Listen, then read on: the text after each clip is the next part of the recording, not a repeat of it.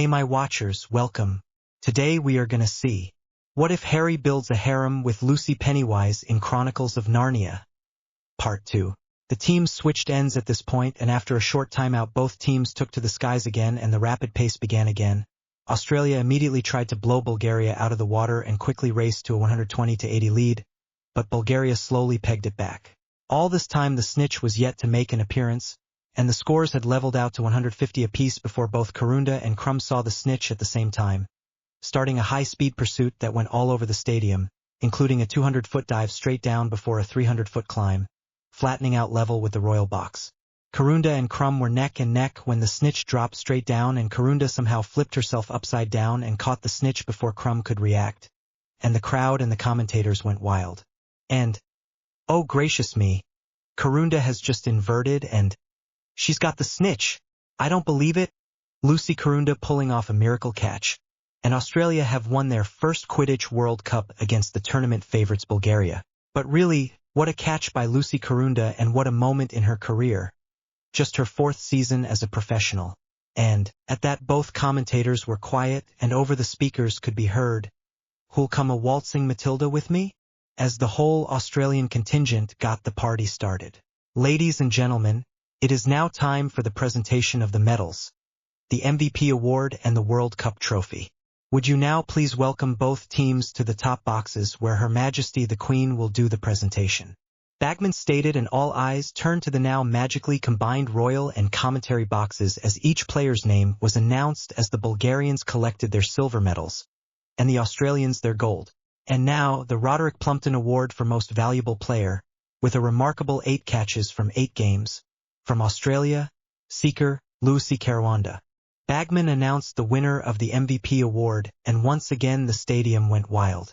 Finally, both teams filed past each other and the referees, and the Quidditch World Cup flag was lowered and handed by Amos Diggory, the Minister for Magic, to Jeremy Hart, the U.S.'s Secretary of Magic, as the United States were to be the next hosts of the Cup in 1997.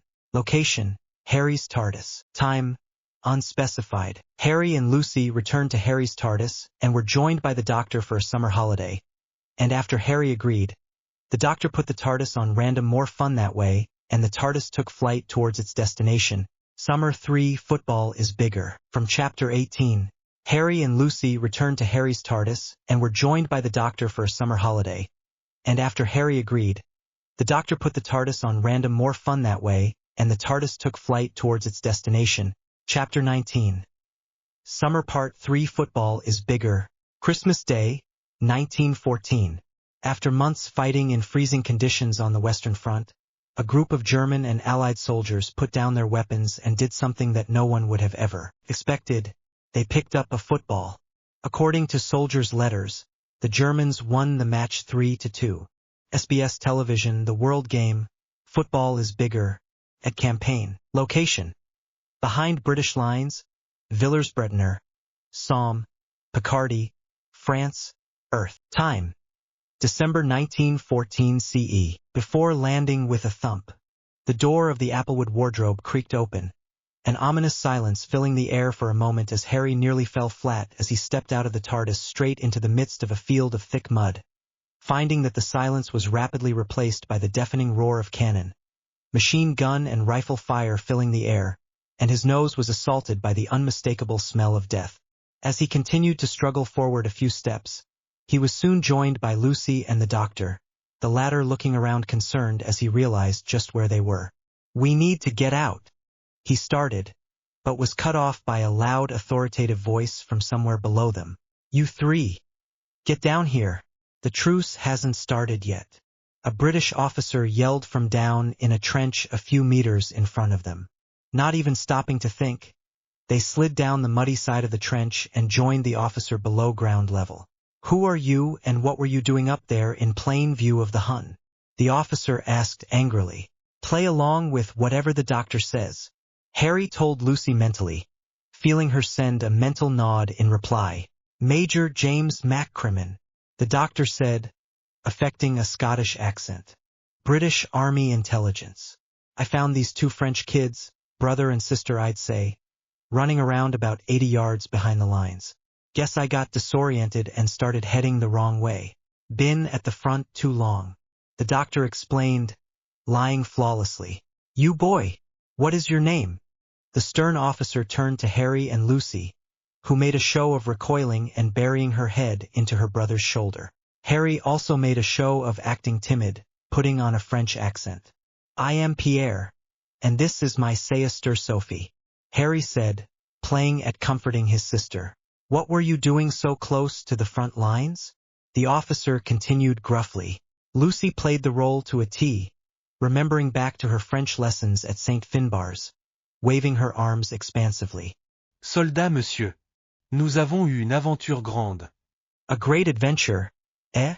I'll tell you now, Miss Sophie, there is no adventure in war.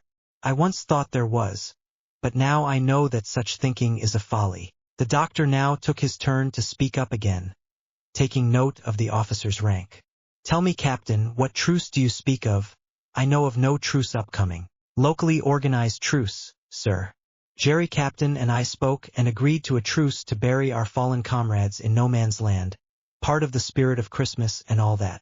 The officer informed them as the guns fell silent at the appointed hour, and all across the lines of trenches, Germans and Britons alike put down their rifles and entered no man's land, carefully lifting the broken bodies of their comrades and taking them away to be buried.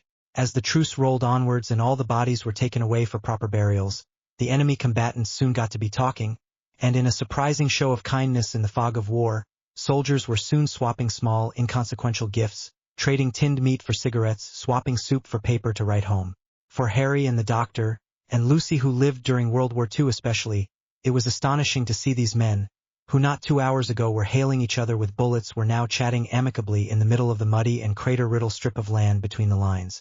In each of the men, officer, NCO and soldiers alike, it was clear to see that, in war, soldiers often have more in common with their enemies than they do differences. Eventually, one of the British Medical Corps boys produced a football from goodness knows where, and in a stunning feat of organization in which the doctor was called upon to referee, a full 11-a-side match sprung up almost out of nowhere. The game, of course, was Britain versus Germany. The doctor miraculously produced a whistle from his bottomless pockets, and after the teams agreed on direction of play and possession, the whistle was blown and the game was away. After that, another 15 minutes saw the proud Britons equalize, but the Germans kicked away again. When the doctor blew his whistle for halftime, the Germans were up 2-1. After a short break for drinks and removing mud from the eyes, the teams switched ends and it was once more unto the breach, mud flying this way and that as the game became more intense and the Brits equalized once again. 2-2. After the game the teams packed up, all soaked to the bone and caked with mud. But they all shook each other's hands and returned to their own trenches after a few more minutes of jovial conversation. Later that night, Harry, Lucy and the doctor snuck away to Harry's TARDIS. The gunfire long since having resumed. The most famous game of football in history, now seemingly forgotten. Forgotten, however, was something that would never describe this game, and it would make its way into folklore, proof that sport transcends social and cultural barriers, and that even in war, people from different places and cultures are more alike than you may first believe. Location: Buckingham Palace, Westminster, London, England, Earth. Time: August 1993 CE. Harry and Lucy had long since returned from their trip to World War I, and were now finished with their homework, taking the opportunity to read quietly in a love seat in Harry's expansive bedroom. While they usually sat side by side reading different books, today Lucy was leaning against Harry, who had her in a one-armed hug as she read Pride and Prejudice aloud. They were interrupted by Harry's Uncle Andrew entering the room. "James, Lucy," Andrew asked, looking at the two teens. "Would it be possible for you to babysit Bee and Jeannie again? Sarah and I have to go to the state funeral of King Baudouin I of Belgium for Mum." Andrew looked at the pair hopefully. "Yes, I'm sure we can manage," Lucy said with a smile. Summer 4 Meeting the Brigadier. Chapter 20. Summer Part 4 Meeting the Brigadier. Splendid fellows, all of you. The Brigadier, the 5 doctors. Location: Harry's TARDIS. Time: unspecified. Lucy followed Harry as he ran into the console room of his TARDIS, skidding to a halt in front of one of the many banks of unusual-looking controls. He started flicking switches, turning dials, spinning wheels and pumping pumps as the TARDIS shuddered into flight, its trademark wheezing sound filling the air. So where are we going now, Harry? Lucy asked as she watched her bondmate now running around the console like a madman. Well, I figured we both needed a break after 2 days babysitting the girls. Harry explained. So, I figured we might go visit a couple of old friends of mine. Location: 13 Bannerman Road, Ealing, London, England, Earth. Time: April 2009 CE. Goodbye, Sarah Jane. Former Brigadier, now Field Marshal Lethbridge Stewart said as he turned to head towards the bus stop. Intent on catching the next bus to that old-timer's place, he was forced to call his home. Goodbye, Brig. Sarah Jane Smith waved goodbye with a smile. But any further farewell was interrupted by the grating, wheezing sound of a materializing TARDIS filling the air.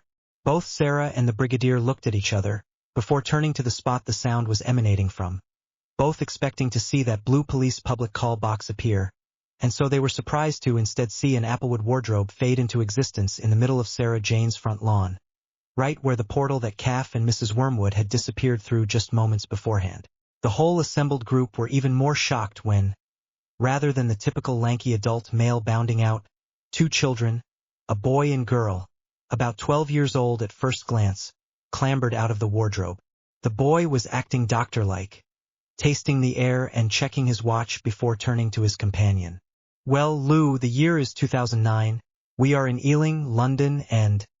He stopped and sniffed the air, bending down to smell the grass before jumping up and continuing, his face dropping slightly. And I missed all the fun. Damn it all. What fun, Harry? The young girl asked her friend, a cute look of confusion on her face. Never mind, Lou. Harry waved her away as he looked around at their surroundings. It took a few moments for the words of the two to finish swirling around in her brain. But when they did so, she was able to recognize the young man. Harry Potter? Is that really you? Sarah Jane asked. They look a little like the Duke and Duchess of Gryffindor, but it couldn't be them, they're adults. Ronnie Chandra, one of Sarah Jane's gang, piped up. Yes, Sarah Jane and... Harry started, looking at the Indian girl, looking like he couldn't quite remember her name. Ronnie.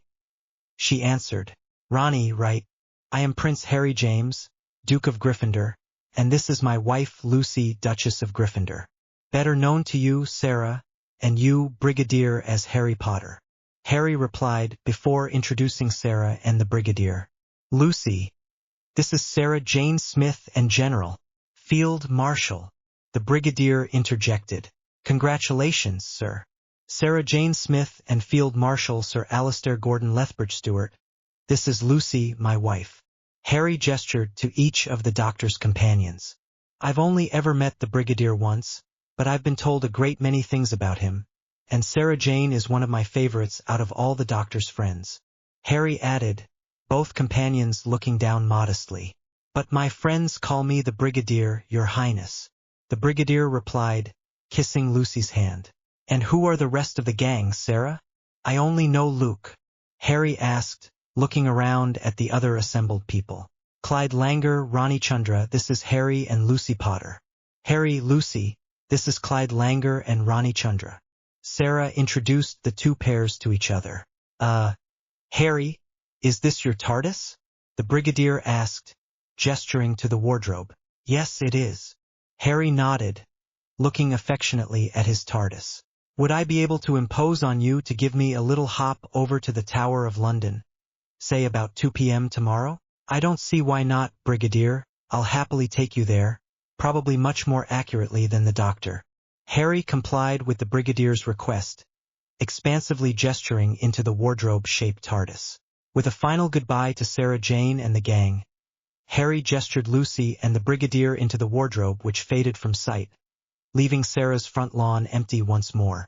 Location: Her Majesty's Royal Palace and Fortress, Tower Hill, London, England, Earth. Time: April 2009 CE. The wardrobe-shaped TARDIS materialized in the courtyard at the Tower of London, and Harry followed Lucy and the Brigadier outside to come face to face with an older blonde-haired woman. Dad? She asked, looking at the Brigadier, resplendent in his unit uniform. Kate, dear girl. How are you? The Brig asked the woman tenderly. Fine as always, Dad. Kate Stewart, one of UNIT's head scientists replied. How was Peru?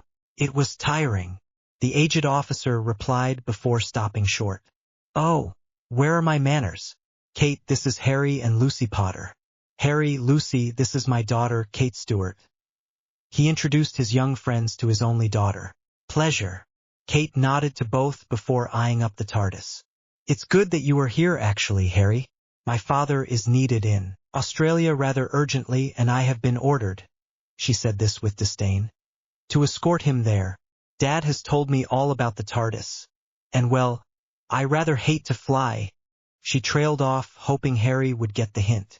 That's quite all right, Kate. Just tell me where and I'll take you and the Brigadier there. Harry agreed with a smile. It was an adventure of sorts after all. Location: Headquarters, Unit Australia, HMAS Cuttable, Sydney, Australia, Earth. Time: April 2009 CE. Harry's TARDIS groaned and wheezed into existence just outside a large building with expanses of floor-to-ceiling windows letting in a great deal of light. A sign announcing the building to hold the headquarters of the Unified Intelligence Task Force Australia. The building was nestled amongst all the others at the picturesque fleet base east of the Royal Australian Navy on Garden Island. The 4 occupants stepped out of the TARDIS and Harry took the moment to comment on its choice of camouflage. Fire escape door? I like it.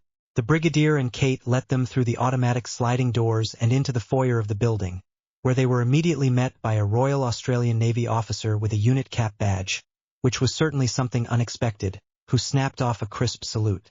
Field Marshal Lethbridge Stewart. Dr. Stewart, welcome to Sydney. I'm Lieutenant Commander James Livingstone. Please follow me and I will take you to General Jones' office, the officer said, gesturing the quartet towards the elevators. Field Marshal, Dr. Stewart, General Jones will see you now, the aide said as the lieutenant commander led the 3 into the office on the 7th floor of the building. Ah, Mr. Potter, Miss Pevensey? The aide added to the 2 children. General Jones asked me to escort you down to our vault. He has some objects that a young Time Lord such as yourself should be able to identify for us. The Brigadier nodded, and so Harry and Lucy found themselves being led down an elevator to the basement. Harry stepped out of the elevator and was led through the vault to a small room with only a single bare bulb. The majority of the room was taken up by a dull gray box with a single hinged door. The box was most interesting in the fact that there was nothing interesting about it at all. It was so exceedingly dull as to be intriguing. Harry reached up and stroked his hand down the side, before the aide directed his attention to the second object, a small white cube which was giving off an ethereal glow, and on the side a monogram, a stately cursive letter R set against the crescent moon. As he picked the cube up, an equally ethereal voice emanated from it. Crash imminent, TARDIS dying. Contact the High Council of Time Lords of Gallifrey and tell them that Lady Pre. Here, however, the voice faded away and a distinct crash could be heard before the message played all over again. Harry turned back to the aide and said, That box is a dead TARDIS. It won't work anymore. All its life force has been drained. This, on the other hand. He held up the cube. This I have to take to show the doctor. And no, you cannot refuse me because it will only work for Time Lords. The aide was unable to answer before the brig and General Jones walked in and the latter stated, We will not stop you, Mr. Potter. You and I both know you could call your TARDIS and escape anyway. As long as you send word of what you discover, you are free to take it with you. Location, Harry's TARDIS. Time, unspecified. So, Harry, what exactly is that glowing cube thing? Lucy asked curiously as the Brigadier and Kate watched on, thinking how much the young boy reminded him of the doctor he knew, all of them. This, my dear Lucy, is a psychic message cube. Time Lords use them to send messages to other Time Lords, but we usually only use them when we are serious danger. This message seems to be from the Lady President of the Time Lords, and if I remember the lessons the doctor gave me, then he would be very interested to get this, especially when I tell him that UNIT recovered it just off the coast of Britain. Harry explained to his companions. Now, Lethbridge Stewarts, I shall drop you 2 off at the Tower of London, and then I must go show this to the doctor. I will make sure that he comes to visit you. Harry added and set the TARDIS to do as he had said. Location, Diagon Alley, London, England, Earth. Time: August 1993 CE. Harry, Lucy, Zara and William were escorted to Gringotts by Remus as William looked around, taking in all the sights of Diagon Alley for the first time. After Gringotts, Harry and Lucy went off on their own, and soon found a small shop tucked out of sight of the rest of the alley. The peeling paint of the sign identified it as Errol Ollivander's specialist staff and wand crafting. Curious, the two entered the shop and were met by a man very similar to Garrick Ollivander, who ran the main wand shop. "I wondered when I'd be seeing you, Your Highness," the man, Errol, said, strangely reminiscent of his brother. "As a Duke of the Wizenagamote, I expected you here years ago, and you have brought your wife too." "Excellent, excellent. On behalf of the Ollivander family, I would be honored to make Your Highness's custom staves for just 25 galleons each." After a quick discussion, Harry answered for them both. "Very well, Mr. Ollivander, though for your generosity, here is 100 galleons, and we would like to watch you craft them." Of course, it shouldn't take too long at all. First I need you to reach out and feel these raw, I suppose you could call them staves. Each one is made of a mix of 2 woods and will form the base for your stave," Errol explained. Harry felt each of the raw staves, until he found one that just seemed right. "Ah, an interesting mix, this one. I have had this for 102 years. A mix of alder and elder, just right for a leader of the light," Errol explained to Harry. Lucy repeated the process and Errol once again explained the significance. "Applewood and willow. You are deeply in tune with magic. You embrace peace, but heaven help anyone who harms your friends and family. Now, you need to do the same with these cores over here. Pick the 2 that feel best," Errol instructed. Harry complied, and Errol once more explained, a shadow phoenix feather and a tail hair from a thestral. You seek to protect those you love, but you do not fear death. And you, my dear Lucy, unicorn hair and a lion's hair. You are powerful in protective magic, and are valiant and wise beyond your years. And now lastly, do the same with a gemstone as a focus for your staff. Errol gave the last instruction. "Agate, my lord? This will give your staff great balance. Perfect for someone who seeks to protect, but also who fights for the light," Errol explained to Harry before looking to Lucy. "Aquamarine tells me you are youthful and exuberant, but that you can search for and find the truth where others cannot." Shortly after, as Harry and Lucy watched, Errol carefully crafted the staves, placing the core within and mounting the gemstone on top.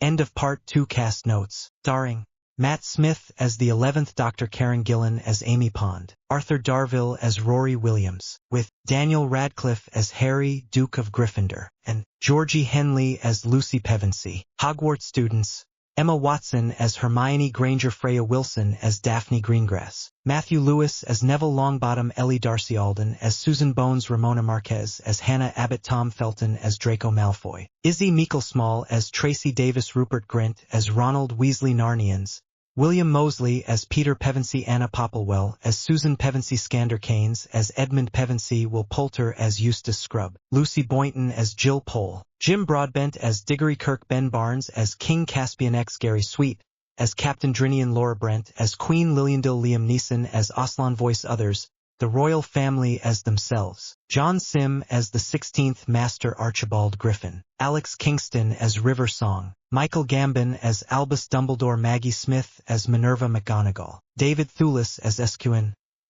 LDR, Remus Lupin, RAF Timothy Spall as Peter Pettigrew, Ralph Fiennes as Lord Voldemort, voice John Orchard as Ludo Bagman, Claire Bloom as the Unknown Time Lady, voice. Coming soon, Part 3, Vitae et Amor. There's something about Rowan Moon, Harry Potter and A Harry Potter Chronicles of Narnia Doctor Who fanfic by Dr. B. 1993. Chapter 21. Something about Rowan Moon. You and I exist in a special relationship to time, perpetual outsiders. The Doctor, City of Death, Part 1. Location: the Hogwarts Express, King's Cross Railway Station, Camden, Islington, London, England, Earth. Time: September 1993 CE. The 4 young royals, Harry, Lucy, Zara, and William, sat in their compartment on the Hogwarts Express, waiting for the others to join them for the northwards journey from London to Scotland. Harry and Lucy were doing their best to allay Will's fears about the sorting. "You'll be fine, Will. Grandmum will love you no matter what house you are in," Harry explained, patting his cousin on the back. "As long as it's not Slytherin," Zara added as a joke. "Quiet, Zara," Harry admonished the second-year Gryffindor. "Uncle Andrew was a Slytherin. Aunt Margaret was a Slytherin. Grandmum still loves them both," Harry reassured Will, a weak smile touching the 11-year-old's face. "Hey guys, this is Luna Lovegood." Ginny smiled at her friends, gesturing to the young girl with dirty blonde hair who stood beside her, before introducing the occupants of the compartment. The whole group greeted the shy Ravenclaw with smiles. Moments later, a young, cute brunette girl knocked timidly on the door to the compartment. "Excuse me?" she asked, smiling shyly. "Might I sit here? Everywhere else is full?" "Of course," Harry replied equally politely. "I'm Harry, although Grandmum calls me James. This is Lucy, Zara, William, Ginny, and Luna," Harry continued as he pointed to each occupant in turn. The young girl's eyes widened at the names James, Zara, and William as she realized just who she was sharing a compartment with, and clumsily curtsied as she said to Harry and Will, "A pleasure to meet you, your highnesses." None of that now, just Harry and William, or Will or Wills amongst friends. "Now what would your name be, dear girl?" Harry asked amiably. Catherine Middleton, my friends call me Kate," the young girl replied, finally taking a seat next to Luna. Gradually conversation built back up again as Daphne, Hermione, Neville, Susan, and Hannah arrived, and the compartment's magic became maxed out, so to speak, with 12 people crammed into the room. Insert Doctor Who theme music. Matt Smith, Karen Gillan, Arthur Darvill with Daniel Radcliffe and Georgie Henley. Heart of the Lion. Location: Head of Gryffindor's office, Hogwarts School, near Aviemore, Scotland, Earth. Time: September 1993 CE. Harry and his friends walked into the entrance hall and were immediately directed to follow Professor McGonagall up to her office on the 7th floor, near Gryffindor Tower. "Now," McGonagall started, looking around at the Sigma 4, Susan, Hannah, and Lucy. "The 7 of you have signed up for the maximum number of electives. The only members of your year to do so, might I add. As such, I have been instructed to provide you each with time turners." Harry looked skeptically at the small hourglass on a chain, but McGonagall pressed on. "While I am aware that Mr. Potter has other methods, a time turner is less obtrusive, shall we say. You may continue to use the Founder's Tower, but do remember to observe curfew. The tower also has secondary entrances near the other dormitories, so I expect you to not be out late." McGonagall's talk continued for almost an hour before they were led down to a small alcove off the entrance hall and shown how to use the time turners, appearing just in time to enter the Great Hall with their classmates for the feast, while McGonagall left to attend to the first years. 5 minutes later and McGonagall entered the Great Hall along with a group of first years which, as always, looked bemused and bewildered by the grandeur of the hall. After the Sorting Hat song had finished, McGonagall ran through the usual spiel before calling the students forward one by one, until she came to Middleton Catherine. Kate looked puzzled as she heard the Sorting Hat's voice in her head. "I see great things in your future, young lady." The Hat started cryptically before continuing, "But for now at least, your loyalty will lead you best, especially if you stick by the young royals. Good luck in HUFFLEPUFF." As usual, only the last word was spoken aloud, and Kate scampered over to join her new house, taking a seat next to Susan. Mountbatten Windsor, William, was called forward next, and it was only the many Muggleborns that recognized the last name and then the boy as Prince William. As the hat was placed on Will's head, he could hear the voice permeating through his head. Young royal, where to put you? Smart like your father, but no, not the place for you. Ah, I know. Find your place, young one, and join your new friend in HUFFLEPUFF. Will sighed in relief and quickly ran over, plopping himself down next to Kate, shaking the offered hand from Neville and Susan, looking up to see his cousins Zara and Harry standing, smiling and clapping as they looked in his direction, and he nodded to both in thanks. After the last new student was sorted, Dumbledore stood and told everyone to tuck in as the opening feast appeared before their eyes, as the first years marveled at the amount of food, and the upper years just started eating with gusto. Well over half an hour later, Dumbledore stood once more and directed the student body to quiet down, before he began his start of term messages. And taking over from the retiring Professor Kettleburn, as head of the Care of Magical Creatures Department will be Professor Rowan Moon. At these words from Dumbledore, a blonde-haired, middle-aged, attractive woman stood and waved to the student body, while the Doctor and Master tried to figure out why she seemed so familiar. Harry, over on the Gryffindor house table, had somehow put it together. "She's a time lady," he whispered to Lucy, who was sitting next to him. "Not one I've met, but definitely a time lady." Location: History Professor's Office, Hogwarts School, near Aviemore, Scotland, Earth. Time: September 1993 CE. Harry, the Doctor, the Master and Professor Moon sat in the Doctor's office after the feast. And finally the Doctor asked the question they really wanted to know. "So, Professor Moon, who are you?" "Doctor, I'm hurt that you don't recognize me." She walked over to the Doctor's desk and showed them the psychic message with the R and crescent moon monogram, tossing it to the Doctor. "No, Romana, but Rassilon said you died in the Time War," the Doctor exclaimed in realization. "I didn't die. That traitorous Rassilon usurped me as Lord President and then sabotaged my TARDIS so that it crashed on Earth. The crash caused me to regenerate again, number 4 now," Romana finished in explanation. The Doctor laughed jubilantly as he jumped up to hug his old friend, before she cautiously greeted the Master as if she expected to be cursed by him. But he just smiled wryly and greeted her politely. Location: Defense Classroom, Hogwarts School, near Aviemore, Scotland, Earth. Time: September 1993 CE. "Books away, class," Professor Griffin said as the Gryffindor and Ravenclaw third years entered the classroom to see a large wardrobe in the middle of the classroom with the desks pushed up against the walls. "Now who here can tell me what a boggart is? Mrs. Potter Windsor?" He continued, pointing to Lucy, who had raised her hand immediately, just beating out Hermione. "A boggart is a shapeshifter which takes the shape of whatever a person fears the most," Lucy stated as Professor Griffin smiled, before he asked Hermione to tell them where boggarts can be found. "Any small dark space. Boggarts are the embodiment of claustrophobia," Hermione answered with a textbook-perfect answer. As the class went on, the professor demonstrated how to defeat a boggart, and every student in the class had the opportunity. The few purebloods in the class sniggered at Lucy's boggart, a statue of an angel bearing its teeth, although most Muggleborns shuddered, with a repeat performance when Harry's boggart was the same statue standing over an unconscious Lucy. Location: Potions Classroom, Hogwarts School, near Aviemore, Scotland, Earth. Time: September 1993 CE. The next day, the Gryffindor and Hufflepuff third years entered the Potions Classroom, the Gryffindors thankful that for once they didn't have potions with the Slytherins. "Wands away, cauldrons out, instructions are on the board," Snape barked and then started walking around the classroom, glaring at students, sneering at them and making harsh comments. The shrinking solution that they were required to make was certainly not the easiest potion they had brewed, but nor was it the hardest.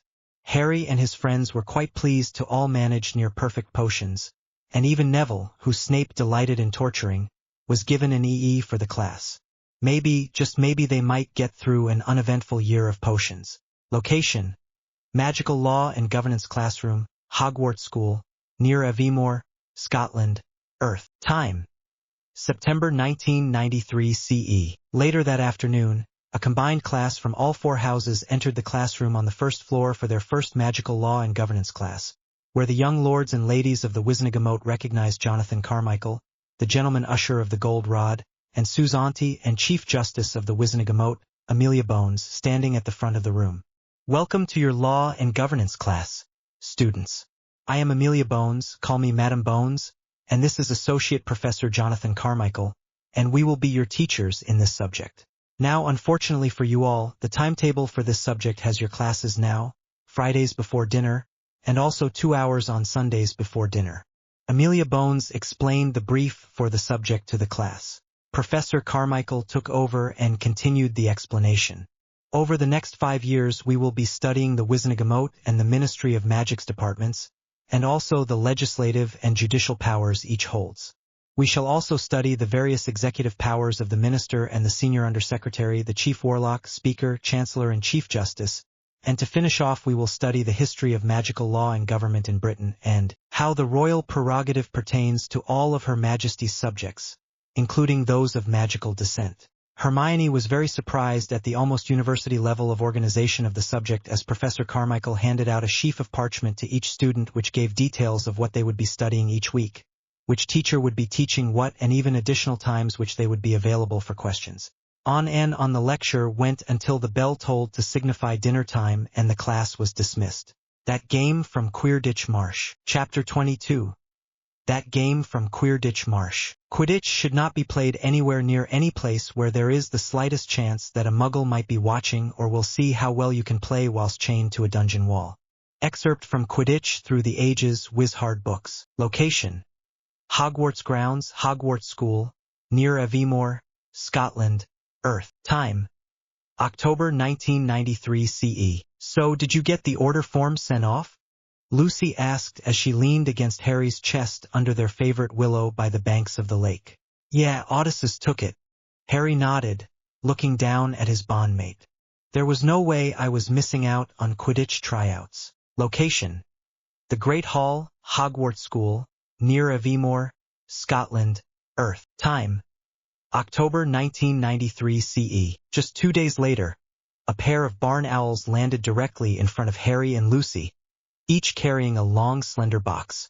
Odysseus, Harry called out, watching as the dark gray storm cloud appeared in front of him, and he and his bondmate's faithful Shadow Phoenix appeared from within it.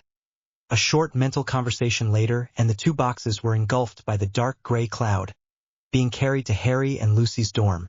Location: Gryffindor Married Quarters, Hogwarts School, near Aviemore, Scotland, Earth. Time: October 1993. Later that day, Harry and Lucy sat in their quarters' private common room, staring at the slender boxes each emblazoned with the crest of Quality Quidditch Supplies, and with their names printed there also.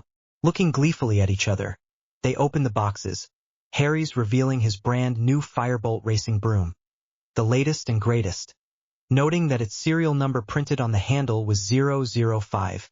He had the 5th Firebolt ever made. Out of the box in front of Lucy, a Clean Sweep 7 was produced. While not in the same league as a Firebolt, the fact that Lucy is much smaller in size meant that the 7 would have more than enough power if she needed it. Location: Quidditch Pitch, Hogwarts School, near Aviemore, Scotland, Earth. Time: October 1993 CE. The Gryffindor Quidditch team captain, 7th year Oliver Wood, stood in the middle of Hogwarts' historic Quidditch pitch, looking at the many prospective players standing before him, all dressed in spare Gryffindor uniforms, and he wondered to himself once again where Madame Hooch got so many uniforms from, before dismissing it as magic. Can we have our prospective seekers forward first? The boy asked in his distinctive Scottish accent, being slightly surprised when only Harry Potter, the Duke of Gryffindor, and Ginny, the youngest and only girl in the Weasley clan, stepped forward. Okay, well, this makes things a little easier, he said thoughtfully. Having only 2 candidates meant that he would have to completely rethink how he was going to do this. Right, I'm going to release this practice snitch 3 times. Whichever of you pair catches it most will be our main seeker, the other will be on the reserve. Questions? He asked, to which both prospective candidates shook their heads. No? Good. Off we go. At this, he released the snitch and was forced back slightly by the wind created by both Harry and Ginny rocketing away to find it.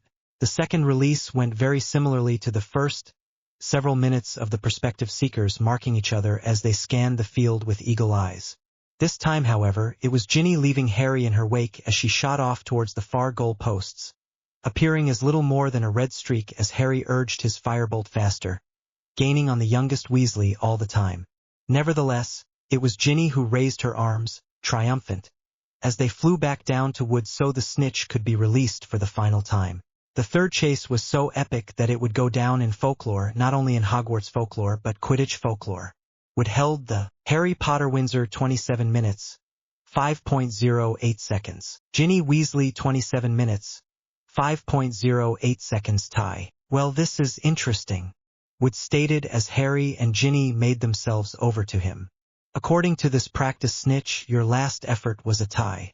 Based on this, I guess you get to share the spot. Harry, you will have our first game against Slytherin, and our third against Ravenclaw. Ginny, you'll be Seeker for our second game against Hufflepuff and for the final, or the first game back if, heaven forbid, we don't make the final. Harry and Ginny, despite being very competitive, just high-fived each other before they were presented with their Quidditch uniforms, which Madame Hooch had charmed to have their names on the back, above a golden number 7, or 14 in Ginny's case, the number of a Seeker and second reserve Seeker.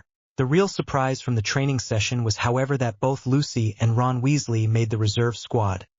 Lucy as a chaser and Ron as keeper. And Lucy especially was ecstatic as she was handed a scarlet uniform with her name and a golden number 8 emblazoned on the back, showing Harry excitedly, hugging him tightly. Location: Founders Tower, Hogwarts School, near Aviemore, Scotland, Earth. Time: October 1993 CE. Ah, Mr. Potter. Draco spun his chair around dramatically to face the portrait hole as Harry strode through after tryouts, knowing he had some family paperwork to do send off to his private secretary, Squadron Leader Lupin at Gryffindor Castle. My sources tell me that you have been successful in your endeavors to join the lowly Gryffindor Lions. The horribly fake accent made Harry fight hard to control his need to laugh aloud. Yes, I did, Mr. Malfoy. Harry replied in an equally bad fake accent. Prepare to be terminated. Malfoy just burst out laughing, joined quickly by Harry, as the somewhat unlikely pair of friends congratulated each other on making their respective house teams. Location: Quidditch Pitch, Hogwarts School, near Aviemore, Scotland, Earth. Time: November 1993 CE. Ladies and gentle wizards, it is the first weekend in November. And you all know what that means. The 1993-94 Quidditch season is ready to get underway with a bang. The voice of Ludo Bagman blared across Wizarding Britain on the Wizarding Wireless Network. For the first time ever, we have a treat for you. Live from Hogwarts, we have the grudge match that every young witch or wizard loves. Gryffindor versus Slytherin. As we here on WWN try to give you the best programming around, we have answered your requests for more Quidditch. Now presenting 3 games a week, including all 7 games in the Hogwarts Cup. Don't go elsewhere when you can listen to WWN. With me today with special guest comments we have Gryffindor 5th year Lee Jordan.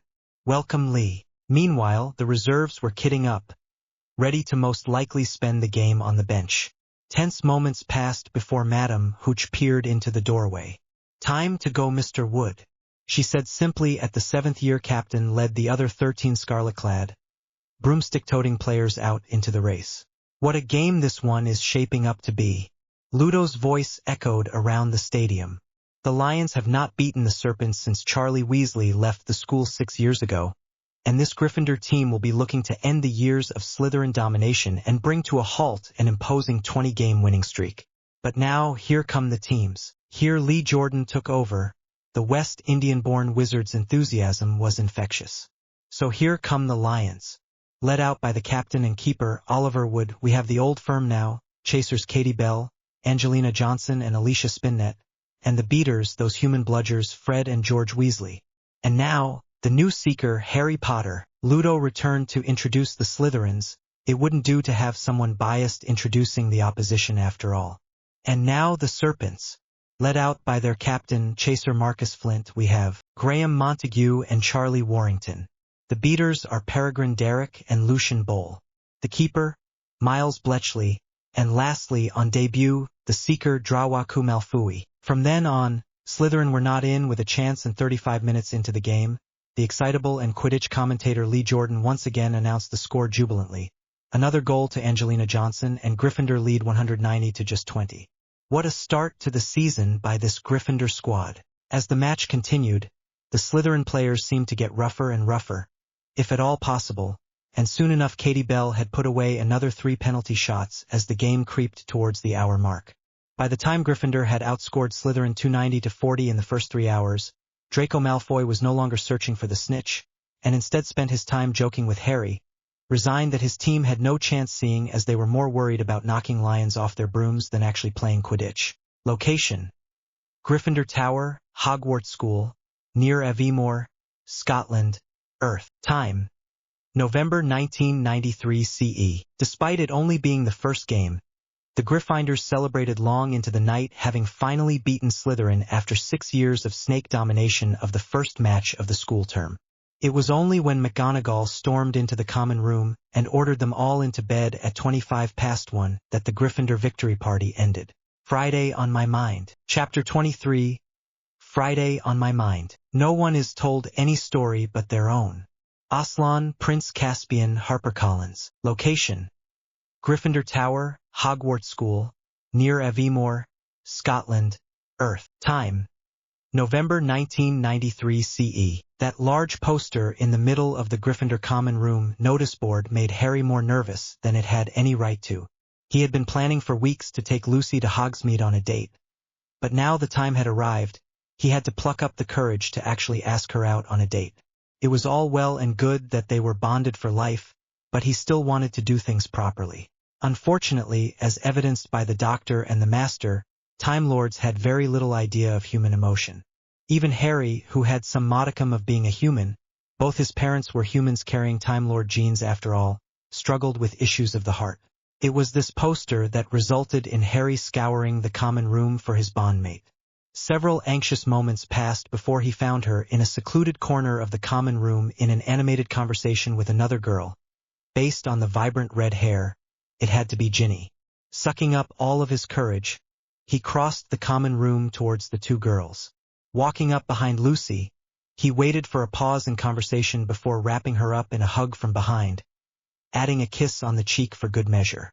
"Hello, Harry," Lucy said brightly, a smile lighting up her face at the overt public display of affection by her bondmate and officially husband.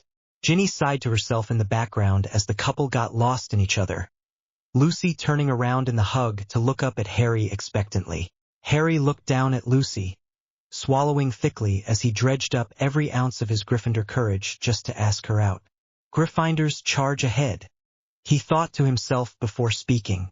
"My Lady Lucy, will you do me the honor of accompanying me to Hogsmeade? Like on an official date?" Harry stumbled slightly. His attempt at speaking like the natives of Narnia was spoiled by the teenage boy style ending to the question. Lucy giggled, pretending to swoon like a damsel in distress before smiling warmly at Harry's obvious embarrassment, but also at the outright hopeful look on his face. "Of course I will, Harry. I would love to go to Hogsmeade with you." Relief washed over Harry's face. Weeping angels? Easy. Asking Lucy on a date? Help please. He was glad she had agreed, and was already running ways to make that day magical through his head. Harry was waiting in the common room for Lucy before their first official date.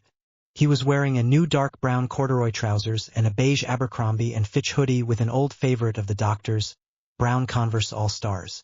When Lucy walked down the stairs into the common room, Harry was speechless, seeing Lucy's denim jeans and her scarlet polo shirt, emblazoned with the legend Gryffindor Lioness in gold on the front and Potter Windsor on the back, along with her playing number 8. The shirts having been a gift to the 6 girls on the Gryffindor Quidditch squad from Harry. She also carried a denim jacket to match her jeans and, taking a leaf out of Harry's book, was wearing blue Converse All-Stars, along with a woolen beret the same color as her polo. Finally, Harry managed to find enough of his voice to compliment his bondmate. "Lucy, you look absolutely gorgeous. Like always." He added his trademark crooked smile as he finished. Lucy blushed a pretty pink at Harry's compliment, subconsciously thinking back to her time on the Dawn Treader when she had foolishly tried out a spell to make her more beautiful. She also subtly appreciated Harry's outfit, complimenting him as well, before Harry offered her his arm and together they walked down to the Great Hall for breakfast. Location: the Great Hall, Hogwarts School, near Aviemore, Scotland, Earth. Time: November 1993 CE. Harry and Lucy went through their usual morning routine just a little bit quicker, and almost imperceptible to all but the most eagle-eyed, marginally closer to each other. Harry's morning toast was almost inhaled, and he read his copy of the Gazette quicker than would be possible for any human, not of course, for a Time Lord. For Lucy's part, despite being marginally faster, she still painstakingly prepared her tea, sipping it slowly and appreciatively before reaching for her toast. As daintily as the queen she was inside, she ate her toast, although she couldn't get her mind of her date for the day sitting much closer to her than he had before. Finally, after Lucy's breakfast and Harry's stressful inhalation of his toast, the single brass bell in the entrance hall tolled twice, followed by Dumbledore's announcement that students with permission could now leave the school to head off to Hogsmeade. Harry swallowed his last bite of toast before standing and offering his arm to Lucy.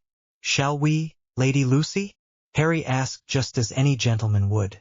Lucy giggled at the sweet new pet name Harry seemed to have given her. Standing herself, she took his arm and nodded.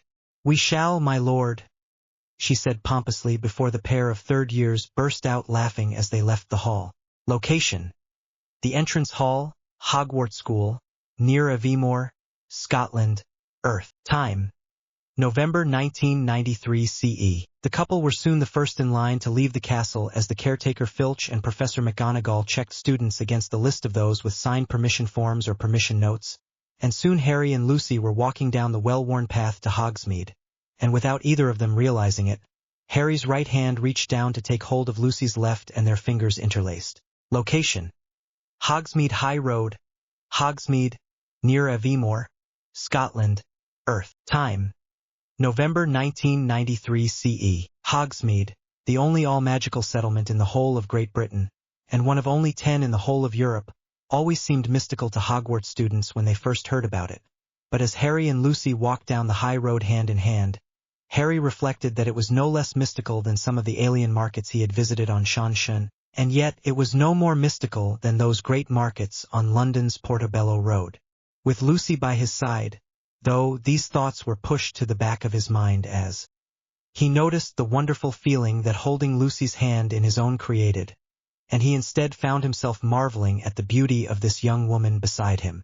Seeing the small bookshop located alongside Dervish and Banges, Lucy dragged Harry over in that direction, her enthusiasm for reading bringing a smile to his face, an enthusiasm which he shared. As they stepped through the door, they inhaled the intoxicating smell that could only come from old books. Lucy headed to a section of the shop with classic novels by Jane Austen and the Bronte sisters, Lucy's all-time favorite authors. Harry meanwhile moved to a different section where he found Shakespeare's collected works, a first edition no less, a hand-signed collection of Charles Dickens stories and other books which he would never expect to find in a small bookshop in an all-wizarding village. While Lucy was engrossed in Austenian works and those of the Bronte sisters, Harry left his prospective purchases on the counter, saying he would be back in a moment. By the time Lucy reached the counter, albeit with only 2 books, an early edition of Sense and Sensibility and a worn leather-bound copy of Little Women, she was caught speechless as Harry offered her a single yellow rose, its petals tipped with red. Lucy blushed as she allowed Harry to tuck the magically dethorned rose behind her ear, wondering if Harry realized that such a rose normally meant a friendship and falling in love. After paying for their purchases, and pocketing the packages that the shopkeeper had shrunk for them, the young couple explored some of the other shops in Hogsmeade, but when they reached the end of the main road, and the stile which symbolized the very end of Hogsmeade's limits, rather than turn back, Lucy perked up as she saw something high on the mountainside. "Aslan?" she asked out loud, and Harry also perked up as he saw a glint of something golden high up on the trail that led up onto the plateau in the midst of Cairngorms National Park and down the other side to Balmoral Castle. She looked to Harry for confirmation. "Come on then," he smiled, helping Lucy over the stile before they both scrambled up the mountainside. As they neared the top, they noticed the lion almost impossibly squeeze into a fissure in the wall of the cliff. Looking at each other, Lucy shrugged before squeezing into the small gap as well. As Harry followed, he was surprised that despite him squeezing through, it felt no different to walking through a wide archway. As they entered the cave, Harry and Lucy both took a knee before the mighty king above all kings of Narnia. "Aslan!" they both exclaimed breathily as they looked up into the golden lion's eyes. "Hello again, dear ones. I have come to check in on you." Aslan's booming voice echoed around the surprisingly spacious cave, which Harry now noticed was covered in carvings of what appeared to be the story of Lucy the Valiant. "What is this place, Aslan?" Lucy asked after she too noticed the carvings, her eyes being drawn to the last one, her standing next to a raven-haired boy at the prow of the Dawn Treader, King Caspian X's flagship of the Narnian Navy. "This, dear one, is one of the rare gateways between the worlds," Aslan explained, his eyes moving all around the cave. "Now, I would ask that you don't use the portal here to return to Narnia, because, for now, your place is here on Earth, where I have a part for you to play in life's great dance." Lucy nodded, her eyes betraying her sense of hurt at not being able to return to Narnia. "So you came to check in on us?" Harry asked, wrapping his arms around Lucy to allow her to draw comfort from him. "Yes, Harry, dear boy. I always watch my children, but you too. You have my special interest. The faith you two have, in Narnia, in me, and in each other, is more strong than any I have seen in anyone.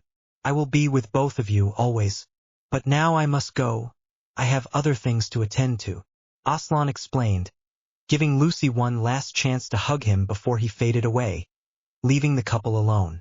"Come on, Lou," Harry said, leading her to the entrance of the cave. "Let's go to the Three Broomsticks, have some lunch, and then we better head back to the castle. Hermione will kill us if we don't get our homework done." Lucy nodded, and they squeezed back out of the cave and scrambled back down the mountain, heading towards the main hub of socialization for Hogwarts students in Hogsmeade, the Three Broomsticks. Location: Founders Tower, Hogwarts School, near Aviemore, Scotland, Earth. Time: November 1993 CE. Harry and Lucy arrived back at Hogwarts with a couple of hours before dinner time, and so headed up to the Founders Tower to get a start on their homework, but were surprised to find Remus Lupin in his RAF uniform sitting by the fire, obviously waiting for them to arrive, and as he saw them enter he stood and snapped into a smart salute, both Harry and Lucy waving him off. "What have we told you about salutes, Squadron Leader?" Lucy asked. "They aren't necessary, and I'll remember that when you both call me Remus," the Air Force officer retorted. "What was it you were after, Remus?" Harry asked, smiling at the man who had been a good friend of his father. "I just came by to let you know that Her Majesty and myself are preparing a timetable of events for you over the course of the next few months. Thought you might appreciate some forewarning that you have a couple of state dinners coming up." Remus answered the young prince. "How many is a couple?" Harry asked tentatively. "Only a dozen or so," Remus said with a smirk.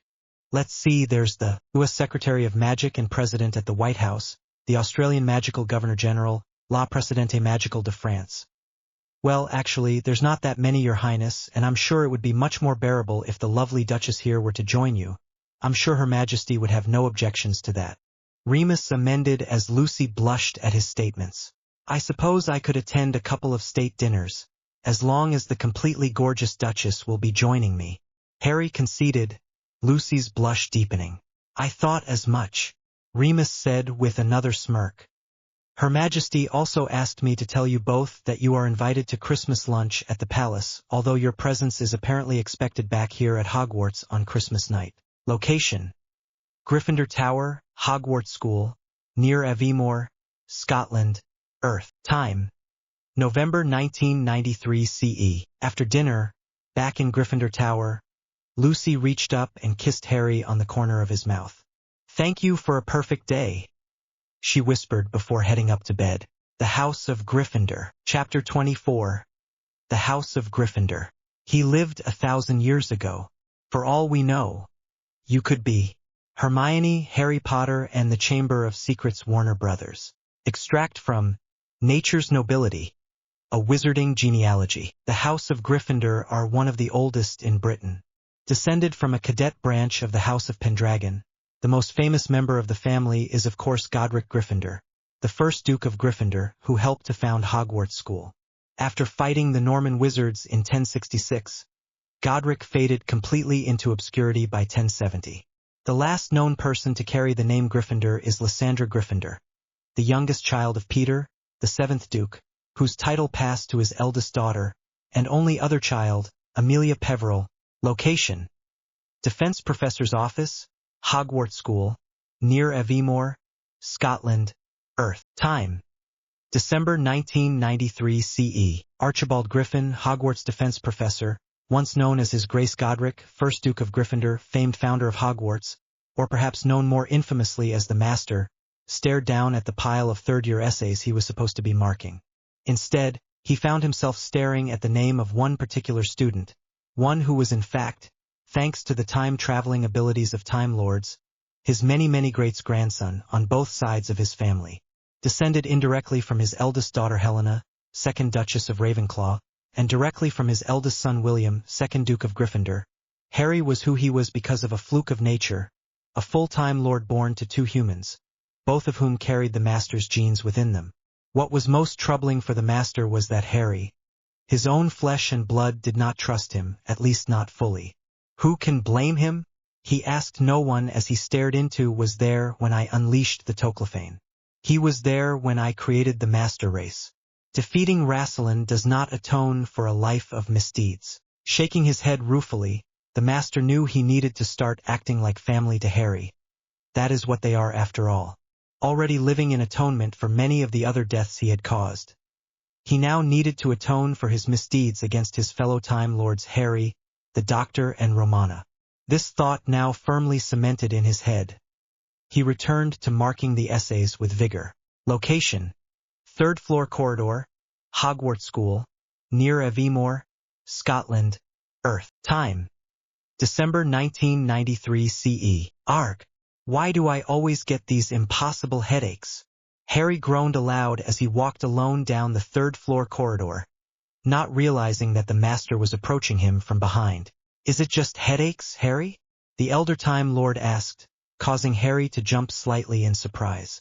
No, sometimes, well, mostly actually, I hear voices telling me which way someone should turn, what I should eat for breakfast, what the paper should say in the morning. Harry explained, looking warily at the Master. But the look softened as the man in question nodded in understanding. Follow me, Harry, and I'll explain some things to you, the Master said, taking Harry by the shoulders and steering him towards his office.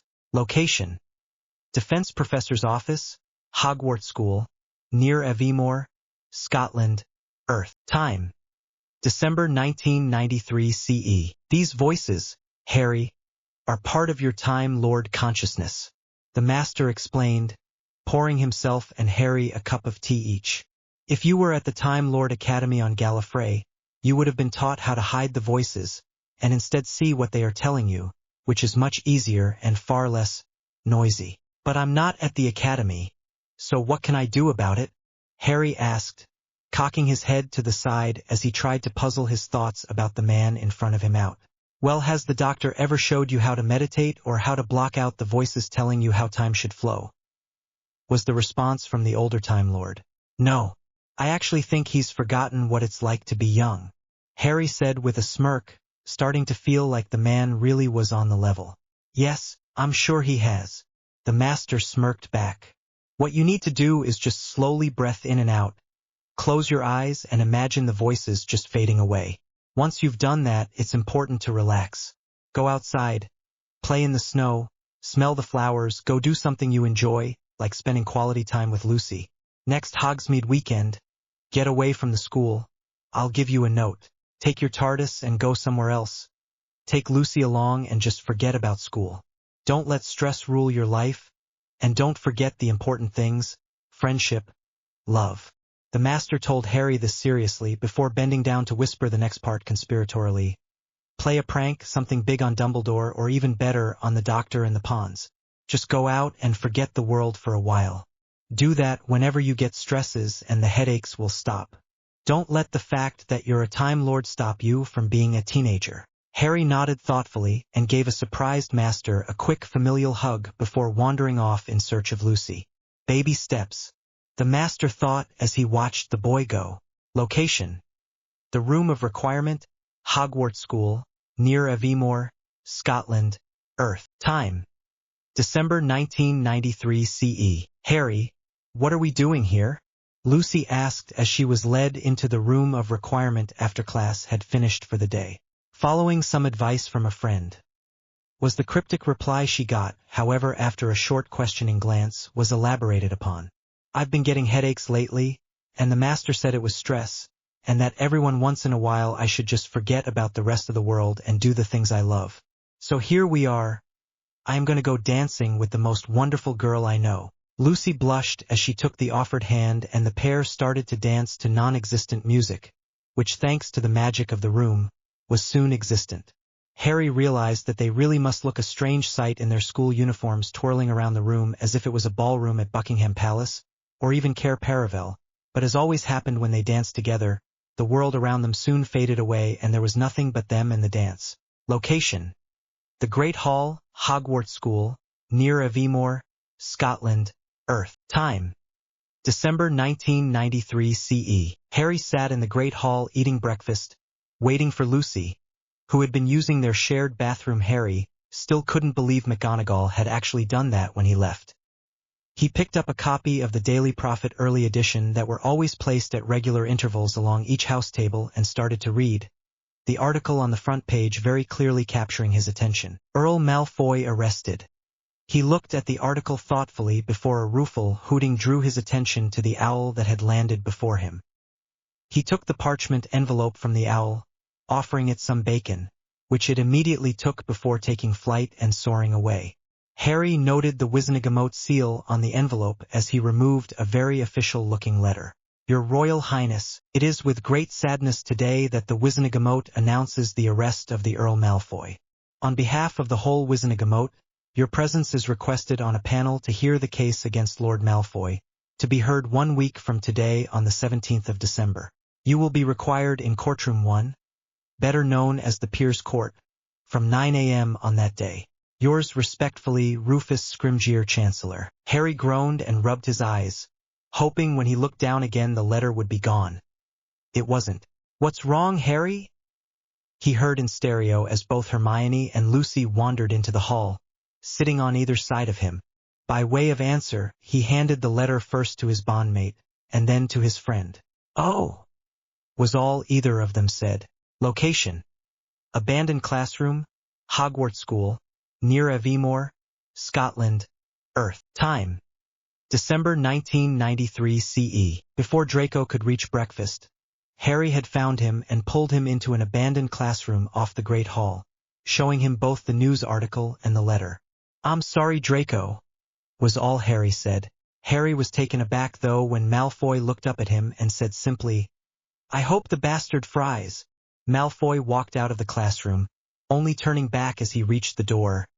"Make sure that he does, please, Harry." Location: Courtroom 1, Ministry of Magic Headquarters, under Whitehall, Westminster, London, England, Earth. Time: December 1993 CE. Harry sat alongside Amelia Bones and looked at the other 4 members of the board: Sirius Black, Ernest Yaxley, Diggory Kirk and Mafalda Hopkirk, who would collectively be deciding the fate of one Lucius Malfoy. While they could not decide his sentence, it was this group of 5 who would decide his guilt or innocence. "Master Auror Moody, please bring in the accused," Amelia ordered, and the trial began in earnest. "Now the peers will pass judgment on their own," Amelia intoned after the evidence for both sides was heard. "On the charge of bribery, how do you find?" she asked, and all 5 peers gave a guilty verdict. Running through each charge gave the same result. "Very well, Lucius Abraxas Malfoy, you are hereby found guilty of all charges, and this matter is to be referred to the full Wizengamot for sentencing. You are to be held over in custody in Azkaban until that time. Court is adjourned," Amelia informed the former Earl, banging her gavel and dismissing the court. Timey-wimey. Chapter 25. Timey-wimey. Location: the Doctor's TARDIS future time stream. Time: unspecified. The future Dr. Near waltzed around the console of his TARDIS, which since both his and its regeneration had taken on a more Edwardian look, as it had many incarnations ago, while his companion was off somewhere in the depths of the TARDIS, probably in the swimming pool, her favorite room within the fantastical space and time machine. As the TARDIS continued its flight, the Doctor moved over to a mirror which now stood in the corner of the console room, looking at his costume with interest. It wasn't quite what he was used to, but Georgie, his companion, seemed to like it, A comfortable white long-sleeved polo shirt sat above his gold and red patterned tartan kilt. While he much preferred tweed pants, once he had told Georgie where they were going, she had been adamant that he wear the kilt. His red hair, he was finely ginger, was contrasted by his piercing, hawk-like, hazel eyes which sat behind thin wire-rimmed glasses. He always knew that one day, one of his incarnations would be cursed with poor eyesight. "Are we there yet, doctor?" The voice of his companion startled him out of his inspection of his new body. No, not yet, dear girl," he said, shaking his head distractedly before looking fondly at girl. As he went back to the console and she took a seat off to the side, the doctor found himself once again contemplating one of his longest traveling companions, save of course for Susan Foreman and Harry Potter. Lady Georgiana Sanderson was now 20 years old, and even the normally emotionally clueless doctor had to admit that she had grown into a beautiful woman. He had met Georgie, as she liked to be called, 10 years ago, relatively speaking. At the time, 10-year-old Georgie was the heiress presumptive to her father's title Duke of Glasgow, a title created for him for his service to the Queen, and in particular, her grandson Harry, Duke of Gryffindor. Of course, as so often happens when the doctor is involved, everything went pear-shaped when a small Dalek raiding party landed inexplicably in 2013 Glasgow. When the doctor arrived at the house which had fallen victim to maximum extermination, he found the 10-year-old Georgie, now technically a duchess, crying over the dead bodies of her parents. Feeling sorry for the girl, who revealed she had no other family, the doctor had taken her in and whisked her away to countless adventures in the stars.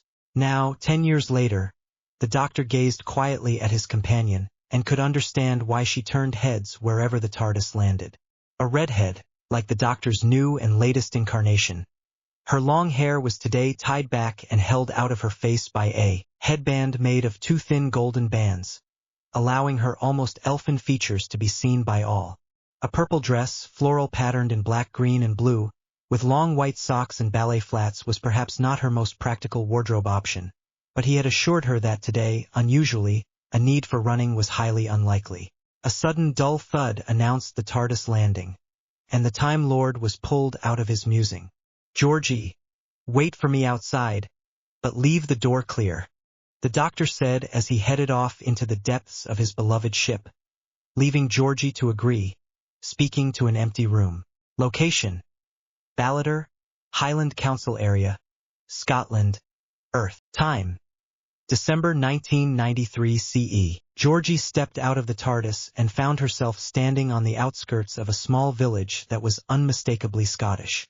Her enjoyment of the homey feel was interrupted when a mechanical roar reminded Georgie of the doctor's warning to stand away from the doors, and she skidded back as, impossibly, a bright red 1966 MGB Roadster squeezed itself out the doors and slid to a halt in front of her. "Really, Doc?" She looked at him skeptically. "You have an Austin Healey and an MGB? What are you, a time traveler or a car collector?" She added with incredulity. "Bit of both, really. Have I not showed you yet?"